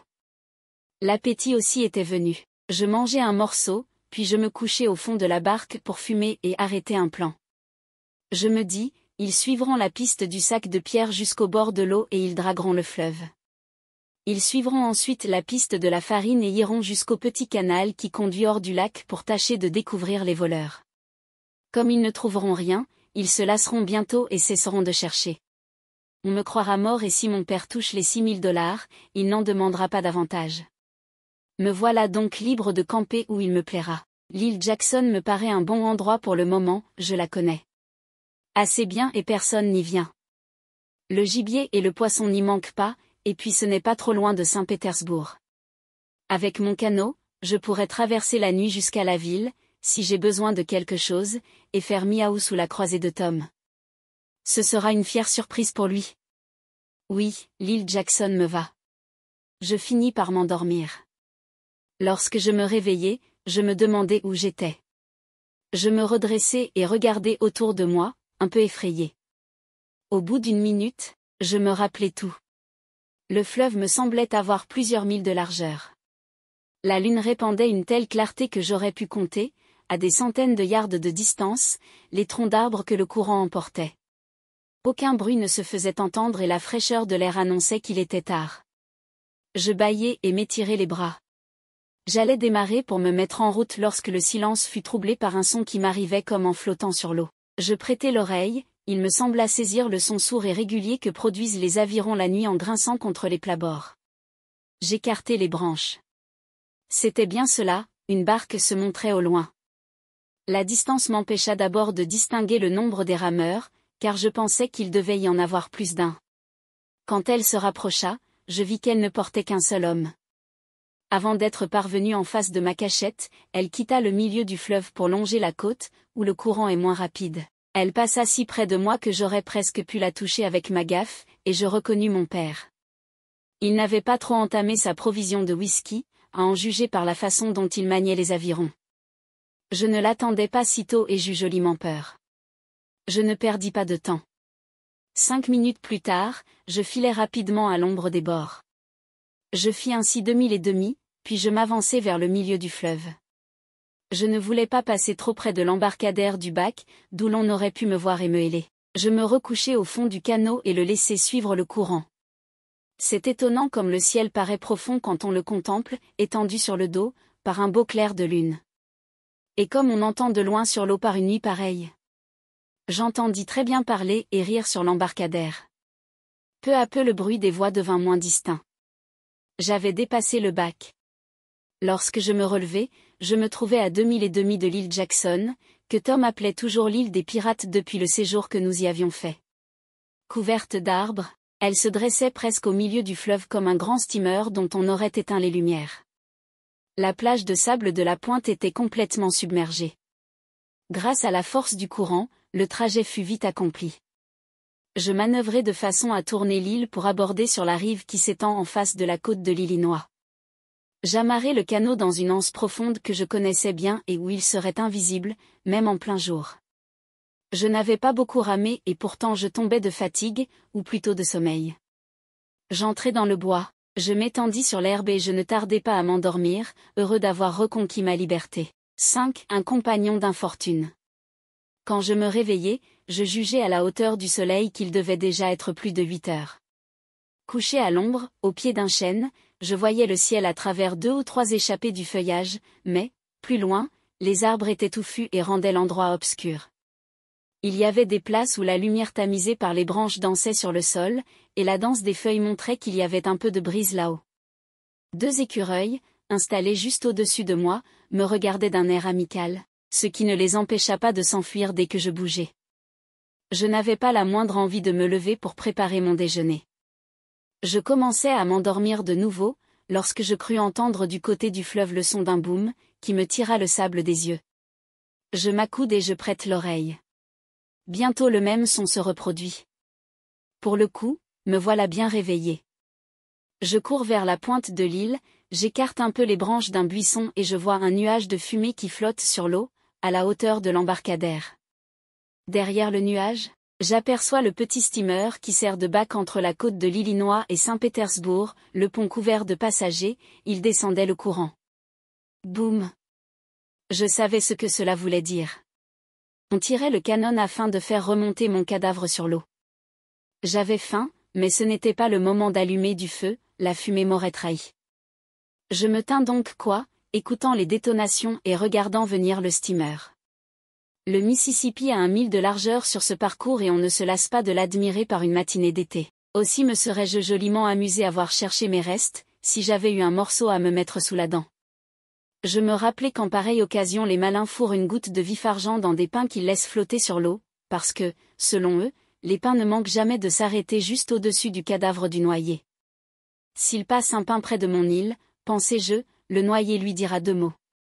Je crus que j'aurais plus de chance sur l'autre bord, du côté de l'Illinois, à cause du courant. Je ne me trompais pas. Je vis arriver un pain, et, à l'aide d'une longue branche, je faillis l'amener à moi, mais mon pied glissa et il m'échappa. Par bonheur, je ne perdis rien à attendre, le courant m'apporta bientôt une nouvelle aubaine, et, cette fois, je ne tendis pas en vain ma perche. Après avoir enlevé la cheville qui servait de bouchon, je fis tomber la petite boule de vif-argent et je me régalai. C'était du bon pain de boulanger, qui me sembla d'autant meilleur qu'il y avait longtemps que je n'en avais mangé. Installé derrière un buisson, je continuai, tout en grignotant, à surveiller la marche du steamer. J'espérais qu'il prendrait la même direction que le pain et que je pourrais reconnaître ceux qui le montaient.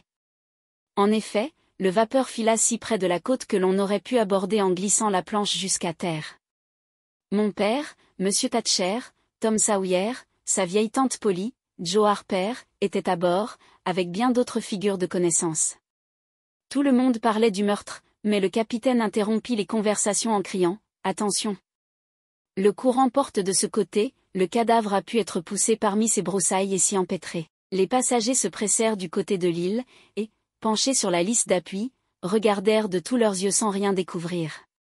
Soudain, au moment où je migrais qu'attendait le moins, le canon partit juste en face de moi, si bien que le bruit m'assourdit et que je fus presque aveuglé par la fumée. Si la charge eût contenu une balle ou 2, ils auraient trouvé le cadavre qu'ils cherchaient. Grâce au ciel, j'en fus quitte pour la peur. Le steamer disparut complètement derrière une langue de terre et continua sa route. J'entendais de temps à autre les détonations qui m'arrivaient de plus en plus lointaines. Au bout d'une heure, je n'entendis plus rien. L'île Jackson a 3000 de long. Je crus qu'ils étaient arrivés au pied de l'île et qu'ils abandonnaient la partie, mais non, ils ne se décourageaient pas encore. Ils voulurent explorer l'autre bord, du côté du Missouri. Les voilà donc repartis, à toute vapeur, tirant de 10 minutes en 10 minutes un coup de canon. Arrivés à la tête de l'île, ils cessèrent leur feu et reprirent la direction de la ville. Je n'avais plus rien à craindre maintenant. Personne ne viendrait me déranger.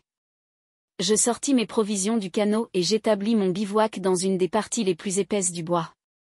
Je formai une sorte de tente avec une de mes couvertures afin de mettre mes affaires à l'abri de la pluie. Un gros poisson ne tarda pas à gober mon hameçon, et, un peu avant le coucher du soleil, j'allumai mon feu de camp. Mon souper fut vite expédié, puis, je posai une ligne avec la certitude de la trouver bien garnie à ma prochaine visite. La nuit venue, je m'allongeai près du feu et je bourrai ma pipe.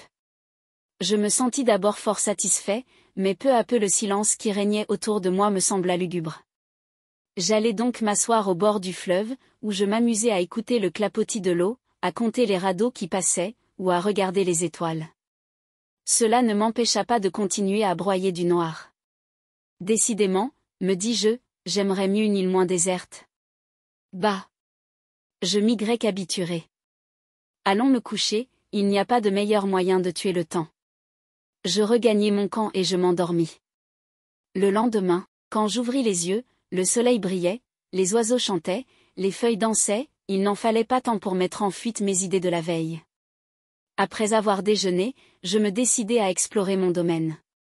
Je le connaissais comme ma poche, mais aujourd'hui qu'il m'appartenait, je m'y intéressais davantage.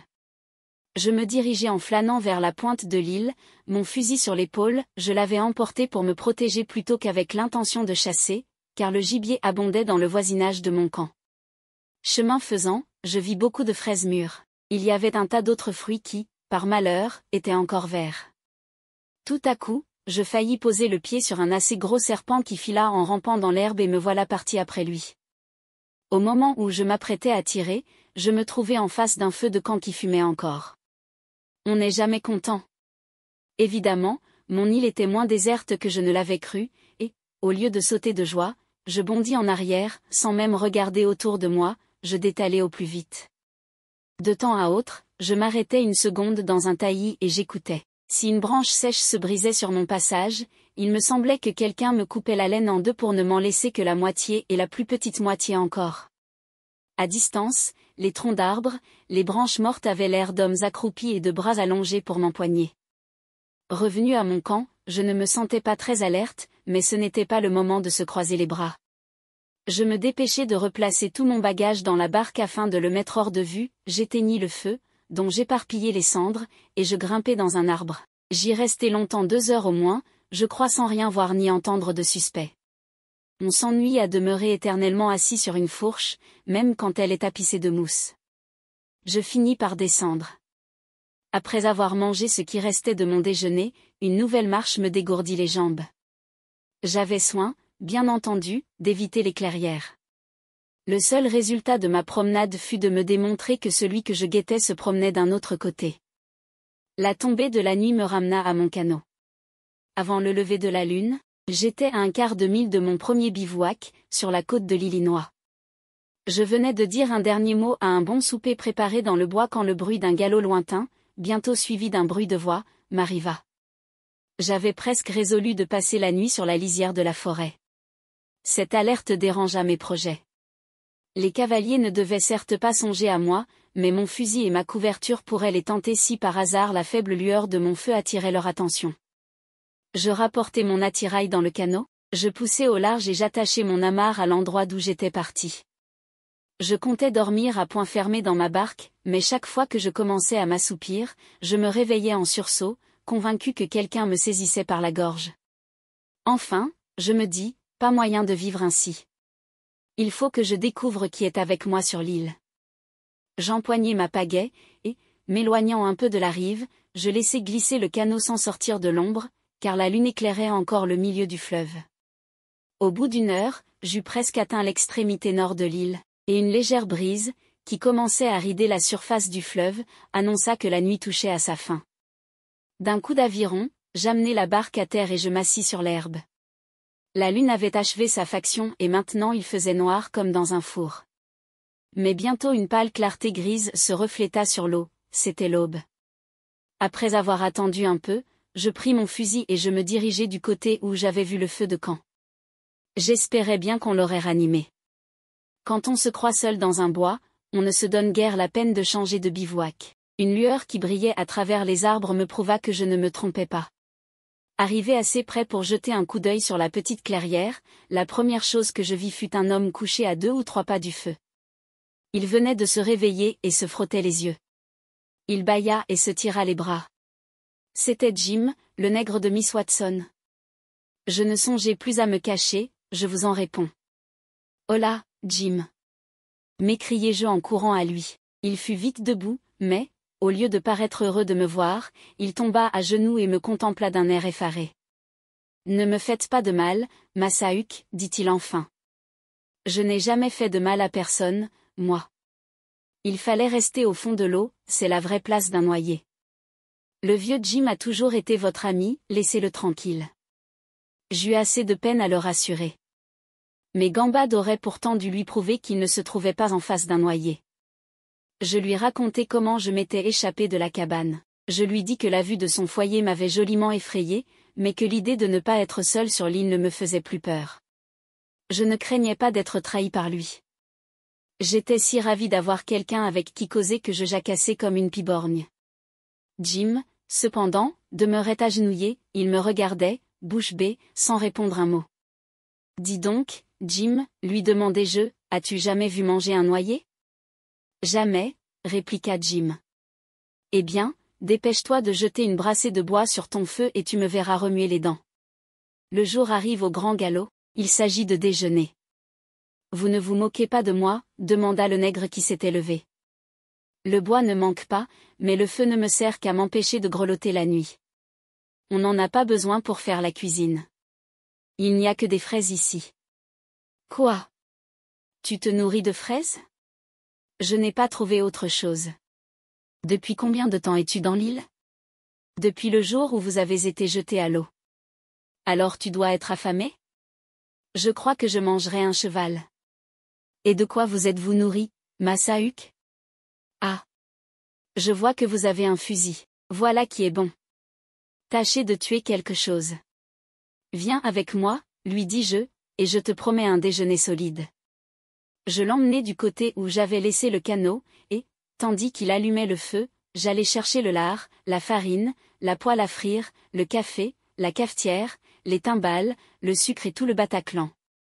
Je rapportai aussi un brochet qu'il déclara être le meilleur poisson qu'il eût jamais mangé. Il dévora ensuite plusieurs tranches de lard et une bonne ration de biscuits. Enfin, lorsqu'il fut rassasié, nous nous allongeâmes sur l'herbe. Voyons, me dit Jim. Qui donc a été tué dans cette cabane, si ce n'est pas vous ? Je lui racontai l'histoire de ma fuite, puis je lui demandai par quel hasard il se trouvait dans l'île. Il parut inquiet et hésitant. Je ferais peut-être mieux de ne pas le dire, mais vous ne me trahirez pas, Huck ? Jamais de la vie. Eh bien, je me suis sauvé. Jim, je ne me serais pas attendu à ça de ta part. Oui, mais vous avez promis de ne pas me dénoncer. Si l'on apprend que je t'ai gardé le secret, on me traitera de canaille d'abolitionniste et on me montrera au doigt. N'importe, j'ai promis, je tiendrai. Vous vous êtes sauvé aussi, Massa Huck.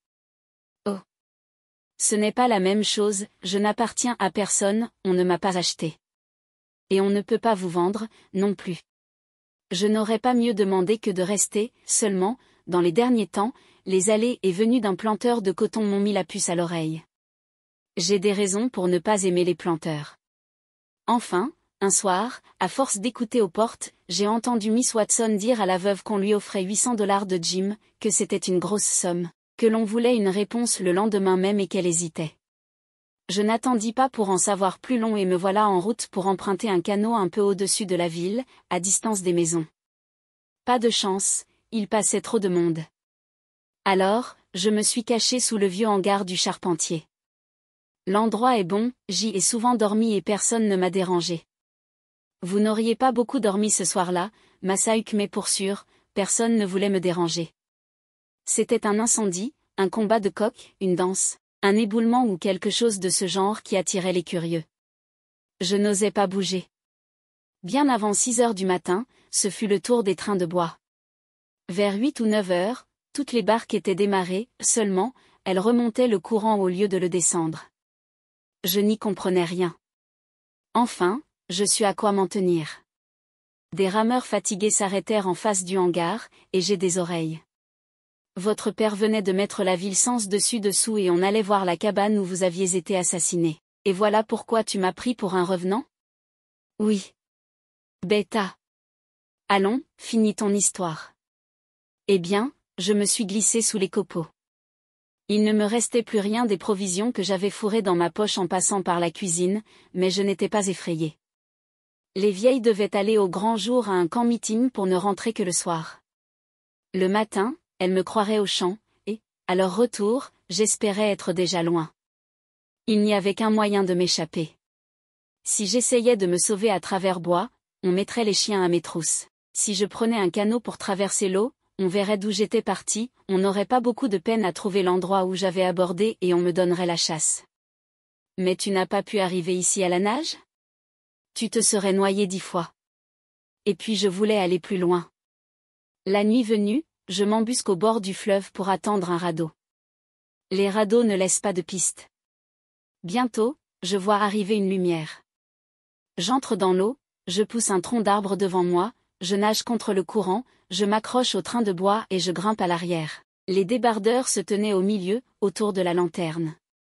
L'eau montait et le courant était rapide, de sorte que je comptais que, vers 4 heures du matin, je serais à 25 milles de la ville, et, qu'avant l'aube, je pourrais gagner les bois sur la côte de l'Illinois. Mais le diable s'en mêla. Nous n'avions pas encore dépassé la tête de l'île Jackson, quand un gaillard se dirige à l'arrière avec la lanterne. Je n'avais rien à lui dire, pas la peine de l'attendre. Je me laisse glisser dans l'eau et j'atteins l'île en un clin d'œil. Je croyais pouvoir aborder n'importe où. Pas du tout. La crue avait couvert la grève et la côte était trop escarpée. J'arrivais presque au pied de l'île avant de trouver un bon endroit. Une fois à terre, je me traitais d'imbécile, j'aurais dû me rappeler que, d'heure en heure, on promène ainsi la lanterne d'un bout à l'autre des radeaux. Par bonheur, ma pipe, mes allumettes et mon tabac, que j'avais dans mon chapeau, n'étaient pas mouillés. Je m'enfonçais sous les arbres, j'allumais un feu de camp et je me séchais. Il ne me manquait qu'un bon souper. Pourquoi n'as-tu pas cherché des œufs de tortue? Les œufs de tortue se trouvent dans le sable et le sable était sous l'eau, avec ça qu'ils sont faciles à dénicher la nuit. C'est vrai. Et le jour, tu ne pouvais pas te risquer au bord de l'eau. Tu as entendu tirer le canon, hein? Je crois bien. J'ai deviné tout de suite que c'était pour vous. En ce moment, 5 ou 6 oiseaux arrivèrent près de nous, ils volaient, ou plutôt ils voletaient en rasant le sol, s'arrêtant à de courts intervalles pour repartir presque aussitôt. Jim me dit que c'était là un signe de pluie. Quand les oisillons volent de cette façon, gare l'averse. Je voulus en attraper un, mais Jim m'arrêta. Ça nous porterait malheur, s'écria-t-il. Un jour que mon père était très malade, j'ai pris une grive qui voletait à ras de terre. Eh bien, ma grand-mère m'a déclaré qu'il mourrait, et il est mort le soir même. Il me parla ensuite d'une foule d'autres choses qu'on doit éviter de faire, sous peine de s'attirer une mésaventure plus ou moins sérieuse. Il ne faut jamais secouer une nappe après le coucher du soleil. Quand on prépare un plat, il ne faut jamais compter ce qu'on met dedans les œufs d'une omelette, par exemple. Si le propriétaire d'une ruche vient à trépasser, il faut avertir les abeilles dès l'aube, sans quoi elles cesseraient de travailler et crèveraient. Les nègres sont très forts pour reconnaître les mauvais présages. Une fois lancé sur ce terrain-là, Jim eut l'air de ne plus pouvoir s'arrêter et la plupart de ses histoires n'avaient rien de neuf pour moi. Ah ça! Jim, lui demandai-je enfin, est-ce qu'il n'y a pas de signe qui annonce qu'on aura de la chance? Pas beaucoup, Huck. À quoi servirait-il? On n'a pas besoin de se garer contre la bonne chance. Pourtant, il y en a. Si vous avez les bras longs, c'est signe que vous deviendrez riche. Tu as les bras longs, hein, Jim? Pourquoi me demandez-vous ça? Vous avez des yeux. Eh bien, es-tu riche? Je l'ai été et je le serai encore. Dans le temps, j'ai eu 14 dollars à moi, mais ils sont partis plus vite qu'ils n'étaient venus. Tu as joué? Pas si bête. J'ai acheté une vache 10 dollars, et elle est morte le lendemain. De sorte que tu as perdu ce qu'elle t'avait coûté? Pas tout. J'ai vendu la peau et la graisse 1 dollar et 10 cents. Il te restait 5 dollars et 10 cents. Qu'en as-tu fait? Vous connaissez le nègre à jambes de bois de Massa Bradish? Il avait ouvert une banque et promis 4 dollars à la fin de l'année à ceux qui mettraient 1 dollar dans l'affaire. Tous mes camarades lui ont apporté leur argent, mais comme j'en avais plus qu'eux, j'ai demandé davantage. Alors, il a fini par offrir de me rembourser 35 dollars au bout de l'année et il a empoché mes 5 dollars. Je ne les ai jamais revus et ils ne m'ont pas rapporté un liard. La jambe de bois était tout simplement un filou. J'ai eu beau le rosser, pas moyen de lui faire rendre gorge. Allons, Jim, ne t'arrache pas les cheveux. Puisque tu es sûr de redevenir riche tôt ou tard, tu as tort de te désoler. Oui, c'est vrai, et, à présent que j'y pense, je suis déjà riche. Je suis mon maître et je vaux 800 dollars. Si je les avais, je n'en demanderais pas davantage. 6. La maison flottante. Les serpents à sonnette. Je voulais explorer un endroit que j'avais remarqué au beau milieu de mon île durant ma promenade de la veille. Jim se décida à me suivre, et nous fûmes bientôt arrivés, car l'île Jackson n'a que 3000 de long. L'endroit en question était une crête qui s'élevait à une hauteur de 40 pieds environ. Nous eûmes de la peine à grimper. La pente devenait de plus en plus raide à mesure que nous montions et les buissons épineux nous barraient parfois la route. Parvenus au sommet, nous nous trouvâmes en face d'une caverne creusée dans le roc et qui s'ouvrait du côté du Missouri. Elle n'était pas très grande, mais Jim pouvait s'y tenir debout et on n'y avait pas trop chaud. Mon compagnon parut ravi de cette découverte. Il me proposa de repartir aussitôt pour emménager nos provisions et nous installer dans la grotte. Il n'y a qu'à amarrer le canot juste en face de l'endroit où nous sommes, me dit-il. D'ici, je verrai arriver les curieux de loin, s'il en vient, et nous serons sur la côte de l'Illinois avant qu'ils aient abordé. Et puis les oiseaux nous ont avertis qu'il va pleuvoir. Quand la pluie tombe dans cette saison, elle tombe bien, les provisions seront perdues. Je n'avais pas besoin de l'avis des oiseaux pour deviner que le temps allait changer, et je savais aussi que les gens qui se mettraient en quête de Jim partiraient de Saint-Pétersbourg, c'est-à-dire du côté du Missouri. Je me laissai donc convaincre. La barque, amenée jusqu'au milieu de l'île, fut cachée sous les saules. Jim se chargea de ce qu'elle contenait et regagna la caverne, où je ne tardai pas à le rejoindre avec 2 poissons qui avaient mordu à nos lignes. L'entrée de notre grotte était si large que nous ne manquions ni d'air ni de jour. D'un côté de la porte il n'y avait pas de porte, mais ça ne fait rien, un bout de rocher plat s'avançait au dehors, comme pour nous servir de cuisine. Jim alluma son feu sur cette dalle, que les buissons protégeaient contre le vent, et notre dîner fut vite préparé. Les provisions installées au fond de la caverne, nous avions étendu les couvertures à l'intérieur, près du foyer, car le sol semblait un peu humide. Nous mangeâmes d'aussi bon appétit que si nous avions été dans le plus beau salon de la veuve. Lorsqu'on a faim, on se passe fort bien de table. Une table nous aurait même gênés, attendu que les chaises manquaient. Peu à peu, le ciel s'assombrit, puis ce furent des coups de tonnerre à vous assourdir, des éclairs à vous aveugler. Enfin, la pluie se mit à tomber à torrents. Les oiseaux ne s'étaient pas trompés. Je n'ai jamais entendu le vent souffler si fort. Tantôt, au-dessous de nous, les branches des arbres se courbaient sous l'averse, tantôt une rafale les relevait et les tordait. Un moment on ne voyait presque rien, le moment d'après, effet resté. Tout avait l'air de flamber et j'apercevais au loin les arbres qui agitaient leurs branches. Une seconde plus tard, c'était la bouteille à l'encre, même à 20 pas de la caverne. Alors le tonnerre recommençait à gronder, on aurait dit un tas de barriques vides roulant du haut en bas d'un escalier. Eh bien, Jim, dis-je à mon compagnon, qui ne se montrait pas trop rassuré, est-ce que l'orage t'a coupé l'appétit? Est-ce que tu ne te crois pas à l'abri? Ah, répliqua Théil, vous ne seriez pas à l'abri sans Jim. Nous serions tous les deux dans le bois et à moitié noyés. Après l'orage, le fleuve continua à monter pendant 10 ou 12 jours, et une bonne partie de l'île fut inondée. Je ne parle pas seulement des berges, même à l'intérieur, la pluie avait laissé dans les bas-fonds une foule de petits lacs de 3 ou 4 pieds de profondeur. Les rives de l'Illinois étaient complètement submergées, et, de ce côté, le Mississippi avait maintenant plusieurs milles de large, mais la distance qui nous séparait du Missouri restait à peu près la même, parce que le terrain formait dans cette direction une sorte de mur qui empêchait l'eau de s'étendre. Le jour, nous nous promenions en canot sur notre île. Il faisait très frais dans le bois, même lorsque le soleil desséchait les endroits découverts. Le canot se faufilait entre les arbres et quelquefois les lianes devenaient si pressées qu'il fallait reculer pour s'ouvrir un passage ailleurs. Sur les terre-trous, sur les troncs d'arbres abattus qui sortaient de l'eau, on voyait des lapins et d'autres bêtes. La faim les apprivoisait joliment, et je crois qu'ils ne demandaient qu'à se laisser prendre. Il y avait aussi des tortues, mais elles glissaient dans l'eau à notre approche. Les serpents ne manquaient pas non plus, nous en rencontrions jusque sur le plateau où se trouvait la caverne. Un soir nous évitions autant que possible de sortir du bois en plein jour. Jim poussa un cri de joie à la vue d'un radeau échoué sur la rive. Quand je dis un radeau, je me trompe. Ce n'était que la moitié d'un grand train de bois qui avait dû se détraquer pendant l'orage et qui venait sans doute d'une des grandes scieries établies au 94 dessus de Saint-Pétersbourg. En effet, il se composait de planches de sapin très unies et assez solidement attachées.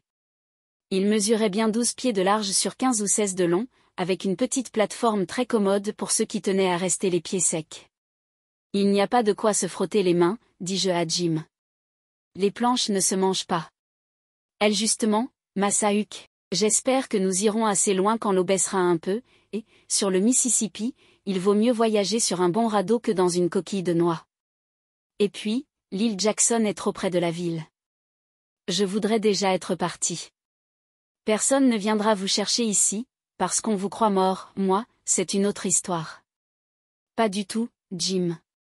Comme je ne suis pas mort, on nous prendrait du même coup et on me ramènerait là-bas. Sois tranquille, je ne tiens pas plus que toi à être pris. En attendant, ton idée n'est pas mauvaise, fixons le radeau de façon à ce qu'il ne s'envole pas. Le lendemain, vers l'aube, nous allâmes lever nos lignes. Devinez un peu ce que nous vîmes arriver le long de la côte de l'Illinois? Une maison. Ou du moins le haut d'une maison en bois qui suivait lentement le courant. Dieu sait comment elle avait été entraînée et comment elle se soutenait sur l'eau. Sans doute, elle s'appuyait sur des troncs d'arbres accrochés en route et qui ralentissaient sa marche. Elle était à 2 étages et penchée en avant. Nous l'atteignîmes en pagayant, et, à défaut de porte, Jim entra par une croisée qu'il enfonça avec son aviron. Il ne faisait pas encore assez clair pour bien voir à l'intérieur, nous attachâmes le canot à l'arrière de l'épave et nous nous assîmes. Le jour vint avant que nous eussions atteint la pointe de l'île. Alors, en regardant par la fenêtre, nous distinguâmes un lit, une table, des chaises renversées et une foule d'objets qu'on semblait avoir jetés au hasard sur le parquet. Quelque chose gisait dans le coin le plus éloigné de la croisée, ça avait l'air d'un homme endormi. « Hola !» cria Jim. Rien ne bougea. Je criai à mon tour, puis Jim sauta dans la chambre. « Il ne dort pas ?» me dit-il au bout d'un instant. « Non, ma foi. Il a reçu une balle dans la poitrine et il doit être mort depuis 2 ou 3 jours. Je vais vous aider à grimper, mais ne le regardez pas, Huck. » Il s'était dépêché de jeter un bout de tapis sur le corps, il aurait pu s'en dispenser, je n'éprouvais pas la moindre envie de regarder. « Tiens, lui dis-je en lui montrant un masque de drap noir que je venais de ramasser, c'est la bande dont mon père a parlé qui a fait le coup. »« Tant pis, » répliqua Jim, ces gredins ne laissent derrière que ce qui ne vaut pas la peine d'être emporté. Les gredins paraissaient avoir tout bousculé, mais ils n'avaient pas tout emporté. Accrochés au mur, il y avait des robes, des jupes et quelques habits d'hommes à ma taille. Ils arrivaient à propos, car mes vêtements tombaient en loques. Nous ramassâmes aussi une hachette, des livres, un couteau de poche, un paquet de chandelles, un chandelier de cuivre, une gourde, 2 tasses d'étain, un couvre-pied rapiécé, un marteau, des clous, un collier de chien, une ligne à pêche aussi épaisse que mon petit doigt, un fer à cheval, une cruche à moitié pleine de whisky, tout cela pouvait servir. Notre dernière trouvaille fut une jambe de bois, elle était trop courte pour Jim, trop longue pour moi, et les courroies manquaient, à part ce défaut, c'était une très belle jambe. J'eus beau chercher, je ne parvins pas à mettre la main sur l'autre. Quand nous fûmes prêts à pousser au large, nous nous trouvions à 1/4 de mille du pied de l'île et il faisait déjà grand jour. J'obligeai Jim à se coucher au fond du canot, parce que, s'il était resté assis, on aurait reconnu un nègre d'assez loin. J'avais traversé le fleuve des centaines de fois et j'étais bon rameur, sans quoi, je ne serais peut-être jamais parvenu à me rapprocher des côtes de l'Illinois. Je finis par regagner l'eau dormante au bord de l'île, mais je me sentais joliment fatigué. Jim prit à son tour les avirons et nous arrivâmes sains et saufs à notre point de départ. Après déjeuner, j'adressai une foule de questions à Jim au sujet du mort que le courant emportait au loin. Je cherchais à deviner si c'était un des voleurs ou s'il avait été tué par eux. Le nègre détourna la conversation. Je me mis à examiner une espèce de houppelande qui semblait avoir été taillée dans une vieille couverture de laine. Après l'avoir décrochée avec d'autres vêtements pendus au mur de la maison flottante, je l'avais jetée de côté, mais Jim s'était obstiné à l'emporter. Je découvris, cousu dans la doublure du collet, $8 en argent. Eh bien, demandai-je au nègre, soutiendras-tu encore qu'il ne faut jamais toucher à une peau de serpent? Je t'ai raconté avant-hier que j'ai trouvé une peau de serpent sur le plateau, à l'entrée de la caverne, et que je l'ai écrasée entre mes doigts. Tu as prétendu que rien ne portait malheur comme de manier ces machines-là. Tu vois que c'est tout le contraire. Attendez un peu, Huck, ça viendra, rappelez-vous que je vous l'ai dit, ça viendra. Il ne se trompait pas et je n'eus pas le temps d'oublier sa prédiction. Il me l'avait faite un mercredi. Le vendredi suivant, comme nous étions assis sur l'herbe à l'entrée de la grotte, je me levai pour aller chercher du tabac. La première chose que j'aperçus fut un serpent à sonnette. C'était peut-être celui qui avait changé de peau quelques jours auparavant. En tout cas, il m'aurait certes porté malheur, si je ne l'avais pas tué. Je le plaçai à côté de la couverture de Jim. Roulée sur elle-même, sa tête plate en l'air, la vilaine bête paraissait prête à s'élancer, et je ne pus m'empêcher de rire d'avance de la peur qu'elle causerait au nègre. 1 heure après, je n'y songeais plus. Quand Jim se jeta sur sa couverture, il y avait là un second serpent qui le piqua. Jim se redressa en hurlant, et, dès que j'eus allumé la chandelle, je vis le crotale se tortiller autour de sa jambe, tout prêt à le mordre de nouveau. En un clin d'œil, je passai un bâton sous un des replis, un coup de couteau fit le reste. Jim empoigna la cruche de whisky et avala gorgée sur gorgée, ne s'arrêtant que lorsque la respiration allait lui manquer. « Prends garde, Jim, lui dis-je. Tu n'es pas habitué à boire. Si tu continues, tu tomberas bientôt ivre-mort. » Tant mieux, répliqua-t-il, c'est le meilleur remède. Vous me roulerez dans ma couverture et vous me laisserez transpirer. En attendant, coupez un petit bout de la bête qui m'a mordu, ôtez la peau et faites-le rôtir. Je le mangerai, ça aidera aussi. Et puis vous enlèverez les crochets pour me les attacher autour du poignet. Mon pauvre Jim avait toujours, à juste titre, passé pour un modèle de sobriété. Ce soir-là, tout en m'adressant ses recommandations, il s'interrompait sans cesse pour porter à ses lèvres le goulot de la cruche. Il s'arrêtait de temps à autre, se mettait à hurler et à danser, puis recommençait à boire. Il était nu-pieds et avait été mordu au talon. Heureusement, sa jambe n'était pas trop enflée, et je lui dis que c'était bon signe. Oui, murmura-t-il, mais j'ai beau me brûler le gosier, la tête ne me tourne pas, et c'est mauvais signe. Enfin le whisky finit par produire son effet habituel et j'enveloppai Jim dans sa couverture. Il demeura couché pendant 3 jours, puis le gonflement disparut. Il attribua sa guérison au rôti que je lui avais servi, mais je crois que le whisky y fut pour quelque chose. Au bout d'1 semaine, le fleuve rentra dans son lit. Nos provisions diminuaient ou se gâtaient, cependant, le poisson et les œufs de tortue ne manquaient pas. Un matin, j'eus l'idée d'accrocher un morceau de la rance à un des hameçons de notre grosse ligne.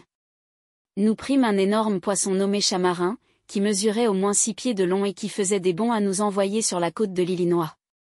Nous le regardâmes se débattre jusqu'à ce qu'il se fût noyé, et nous eûmes de la peine à l'amener à terre, tant il était lourd. Il aurait valu beaucoup d'argent à Saint-Pétersbourg, car sa chair, blanche comme la neige, fait de fameuses grillades. Le lendemain, il n'y avait qu'un brochet sur nos lignes, et, le surlendemain, un second brochet. Le temps commençait à me paraître long. Je ne m'ennuyais guère davantage dans la cabane de mon père. Jim débitait sans cesse les mêmes histoires. Je me félicitais d'avoir été à l'école, sans les livres que nous avions emportés, je me serais démonté la mâchoire à force de bâiller. Ils étaient presque tous amusants, excepté un, où l'on racontait comment on a coupé la tête à Louis XVI, je ne sais pas pourquoi. Jim aimait mieux l'histoire de Robinson Crusoe. Et tout cela est vrai? Me demanda le nègre. Parbleu! Puisque c'est imprimé. Alors Robinson a choisi un mauvais nom pour ce bon vendredi. C'est vrai, mais tu peux être sûr que Robinson n'a pas voulu lui porter malheur, il l'aurait appelé dimanche, s'il l'avait rencontré pour la première fois ce jour-là. Je parie aussi, qu'en dépit de ses chèvres et de son perroquet, il ne serait pas resté 8 jours dans son île s'il avait eu un canot et s'il avait aperçu Saint-Pétersbourg du haut de sa caverne. Tom Sawyer non plus, je t'en réponds. Il aurait tenu à savoir ce qui se passe là-bas, et j'ai bien envie de traverser le fleuve un de ces soirs. Jim désirait autant que moi savoir ce qui se passait de l'autre côté du Mississippi, cependant l'idée ne parut guère lui sourire. On n'a pas eu le temps de vous oublier, me dit-il, et, pour découvrir quelque chose, il faudra parler aux gens. Tu penses bien que je ne m'adresserai pas au premier venu. D'ailleurs, j'ai de bonnes jambes, il n'y a pas de canot au bas de la ville, et le nôtre sera là. Alors, il faudra que je vous attende au bas de la ville? Pas du tout, répliquai-je. Tu m'attendras ici, et tu fileras sur le radeau, si je ne suis pas revenu avant qu'il fasse grand jour. Tu emporteras ce qui reste de provisions, les $8, le fusil, et tu tâcheras de gagner les états libres. Oh! Je sais conduire un radeau et je me tirerai bien d'affaire tout seul. C'est pour vous que je crains, Massa Huck. Vous voilà presque aussi bien habillé que chez la veuve et ça ne vous change pas assez. Au fait, il y aurait un moyen. Si vous mettiez une des robes qui sont là, décidément, Jim, tu n'es pas bête, m'écriai-je, Tom Sawyer lui-même n'aurait pas trouvé mieux. Jim, comme beaucoup de nègres, savait coudre. Il se mit aussitôt à l'œuvre et eut bientôt arrangé à ma taille une robe de calicot et un jupon ramassé dans la maison flottante. Je ramenai le bas de mon pantalon jusqu'aux genoux, les vêtements de contrebande furent passés par-dessus ma tête et Jim agrafa la robe derrière mon dos. Elle paraissait d'avoir été faite pour moi. Un grand chapeau de campagne, dont j'attachai les rubans sous mon menton, compléta mon costume. Jim déclara que personne ne me reconnaîtrait, même en plein jour, seulement, il m'engagea à ne pas tenir les coudes en l'air et à sautiller un peu au lieu de faire de longues enjambées. Il me recommanda aussi de ne pas relever ma robe pour tirer mon couteau ou mon tabac de ma poche. Cela n'est pas commode de marcher avec des jupes qui vous battent les mollets. Je me sentis d'abord très gêné, mais, après m'être exercé pendant quelque temps en m'aidant des conseils de Jim, je m'y habitué si bien, qu'il me sembla que je pourrais regarder les gens en face sans trahir le moindre embarras. Vers la tombée de la nuit, je partis dans le canot en longeant la côte de l'Illinois. Je traversai le fleuve un peu au-dessous de l'embarcadère du bac et le courant m'amena au bas de la ville. J'amarrai la barque dans une anse où j'avais souvent pêché, puis je gravis la berge. Une lumière brillait à la croisée d'une petite maison qui, lors de mon départ, se trouvait depuis longtemps sans locataire. Je m'approchai à pas de loup, regardant par la fenêtre, j'aperçus une femme d'une quarantaine d'années qui tricotait à la lueur d'une chandelle. Je ne l'avais jamais rencontrée. C'était donc une étrangère, car je connaissais au moins de vue tous les habitants de Saint-Pétersbourg. Le hasard me favorisait. En m'adressant à cette femme, je ne courais aucun risque, et, si court qu'eût été son séjour dans la petite ville, elle pourrait sans doute m'apprendre ce que je voulais savoir. Aussi frappai-je sans hésiter à la porte, bien décidé à ne pas oublier que j'étais une fille. C'est le steamer naufragé. Il devait être près d'1 heure du matin lorsque nous arrivâmes enfin au bas de l'île. Le radeau nous paraissait marcher très lentement. Il était convenu qu'en cas d'alerte nous sauterions dans le canot afin de gagner la côte de l'Illinois et nous cacher dans les bois. Aucune embarcation ne se montra fort heureusement pour nous, car le fusil, les lignes, les provisions, les couvertures et le reste se trouvaient sur le radeau. On ne songe jamais à tout quand on se presse trop. Ce dont j'avais annoncé la visite à Jim Miril le pied dans l'île ce soir-là? Je ne l'ai jamais su. En somme, s'ils ont découvert mon feu de bivouac et passé une partie de la nuit à veiller en guettant le retour du nègre, ce n'est pas ma faute, ils n'avaient qu'à rester chez eux. Je ne regrette qu'une seule chose, la déception que leur déconvenue aura causée à ma bonne hôtesse, mais je suis sûr que si elle avait connu Jim, elle ne m'aurait pas gardé rancune. Dès que le jour commença à paraître, nous amarrâmes notre radeau dans un petit renfoncement de la côte de l'Illinois. Jim abattit avec la hache assez de branches de cotonnier pour en recouvrir le train de bois et les arrangea si bien qu'à 20 pas vous auriez juré que les arbres avaient été renversés par un éboulement. Des montagnes se dressaient sur la rive qui nous faisait face, derrière nous s'étendait une forêt non exploitée, les vapeurs filaient le long de la côte du Missouri, de sorte qu'aucune surprise ne semblait à craindre. Nous passâmes toute la matinée à regarder les radeaux et les steamers descendre ou remonter le Mississippi. Tandis que nous nous reposions, je racontais à Jim, avec plus de détails, les incidents de ma visite à Madame Loftus. Quant aux soupçons qui planaient peut-être encore sur lui, je jugeais inutile d'en parler, bien qu'ils fussent pour beaucoup dans la hâte que j'avais mise à l'éloigner de Saint-Pétersbourg. Lorsqu'on soupçonne un nègre, on commence souvent par le pendre, quitte à reconnaître plus tard que ceux qui l'a tué se portent à merveille.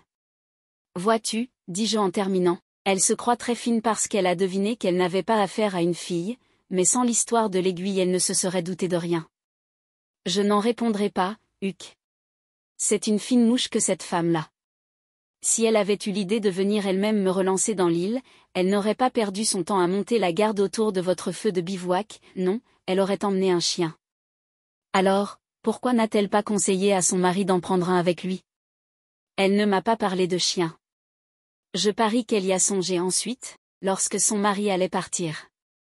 Voilà ce qui a causé du retard, autrement, au lieu d'être ici, à 16 ou 17 milles de la ville, je me trouverais entre les mains du shérif et j'entendrais un fouet siffler sur mes épaules. Bah! Je ne me soucie pas de savoir pourquoi ils sont arrivés trop tard. Nous sommes libres, c'est l'essentiel. Quand il ne fit plus très clair, je sortis des buissons de cotonniers pour jeter un coup d'œil sur le fleuve. Aucune embarcation n'était en vue. Jim enleva à l'une des extrémités du radeau quelques planches à l'aide desquelles il dressa un petit wigwam assez commode, où nous pourrions braver la pluie. Nous avions un marteau, une scie, et les clous ne manquaient pas. Il établit un plancher à un peu plus d'1 pied au-dessus du niveau du radeau, de manière à mettre nos couvertures et nos provisions à l'abri des vagues soulevées par les grands steamers. Au milieu, une couche de terre de 5 à 6 pouces de profondeur et maintenue par un cadre de bois devait nous permettre d'allumer du feu, car Jim trouvait les nuits fraîches et d'ailleurs il ne renonçait pas à faire la cuisine. Nous possédions 2 de ces longs avirons que l'on emploie sur le Mississippi, en guise de gouvernail, pour diriger les radeaux, et nous en fabriquâmes un 3e, parce que les rames se brisent souvent contre un tronc d'arbre ou une autre épave. Nous fixâmes un bâton fourchu pour y accrocher notre lanterne quand nous verrions un vapeur descendre le courant. Nous continuâmes ainsi notre voyage, nous reposant le jour pour nous remettre en route dès l'aube. Le radeau faisait au moins 4 milles à l'heure et cela pendant 7 ou 8 heures, sans que nous fussions obligés de ramer. Il suffisait que l'un de nous tînt l'aviron qui servait de gouvernail. Le poisson ne semblait demander qu'à se laisser prendre. Nous mangions, nous causions, et, de temps en temps, nous nagions un peu pour chasser le sommeil. Chaque nuit, nous passions devant des villes dont quelques-unes s'étageaient sur des collines où l'on voyait étinceler des lumières sans distinguer une seule maison. La 5e nuit, je devinai que nous avions atteint Saint-Louis. J'avais entendu dire que Saint-Louis comptait au moins 30 000 habitants, mais cela m'avait semblé incroyable. Je n'en doutais plus à la vue des innombrables lumières qui brillaient à une heure où tout le monde devait dormir. Nous commencions à nous sentir plus rassurés. Quand l'occasion se présentait, je descendais à terre à l'entrée d'un village pour acheter du lard, des légumes ou des fruits. Naturellement on me demandait d'où je venais, où j'allais, qui j'étais, etc. Je répondais que je venais de l'île Jackson, que je conduisais un train de bois au Caire, près de l'embouchure du Mississippi. Il va sans dire que Jim ne se montrait pas. De temps à autre, nous abattions une poule d'eau qui se levait un peu trop tôt ou se couchait un peu trop tard. Bref, nous vivions comme des coqs en pâte. La 6e nuit, au-dessous de Saint-Louis, un orage éclata. Le tonnerre grondait, les éclairs se suivaient presque sans interruption et la pluie se mit à tomber à torrents. Réfugiés dans le wigwam, nous laissions le radeau obéir au courant, tout en surveillant sa marche. À chaque minute, un éclair illuminait l'horizon, nous montrant l'immense nappe du fleuve et les côtes rocheuses entre lesquelles il coule. Soudain je m'écriai, « Regarde donc là-bas, Jim. » « Oh. J'ai bien vu, » répliqua Teil. C'était un steamer qui avait échoué sur un rocher vers lequel le radeau se dirigeait en droite ligne. Les éclairs nous montraient fort distinctement le vapeur qui avait une bonne moitié de sa quille hors de l'eau. Aux lueurs de l'orage vous auriez pu distinguer les cordages, et, à côté de la grosse cloche, une chaise au dos de laquelle restait accroché un caban de pilote. Décidément, nous avons de la chance, repris-je. Un navire abandonné. Nous allons voir ce qu'il y a là-dedans. Abordons. Jim, qui venait justement de saisir la gaffe afin d'éviter un abordage, refusa net. Non, non, dit-il. Nous nous en sommes bien tirés jusqu'ici, à quoi bon courir des risques? Il y a probablement un veilleur à bord. Bah! Un veilleur. Sur un steamer qui peut couler à fond d'une heure à l'autre? Tu n'y songes pas. Il n'y avait rien à répondre à cela, aussi Jim s'abstint-il de répondre. Et puis, continuai-je, une épave abandonnée appartient à tout le monde. Nous trouverons peut-être dans la cabine quelque chose valant la peine d'être emporté. Mets une chandelle et des allumettes dans ta poche. Vois-tu, je ne dormirai pas tranquille si nous ne jetions pas un coup d'œil par là. Crois-tu que Tom Sawyer laisserait échapper une si belle occasion? Quel dommage qu'il ne soit pas là. Jim grommela un peu, mais il céda, à la condition que nous parlerions le moins possible et sans élever la voix. Un éclair nous montra de nouveau, juste à temps, le vapeur naufragé. Le radeau glissa à tribord, Jim l'amarra, et nous grimpâmes sans peine sur le pont qui penchait beaucoup. Nous suivîmes avec lenteur la pente dans la direction de l'entrée de la cabine, tâtant le terrain avec nos pieds, les mains étendues pour éviter les cordages.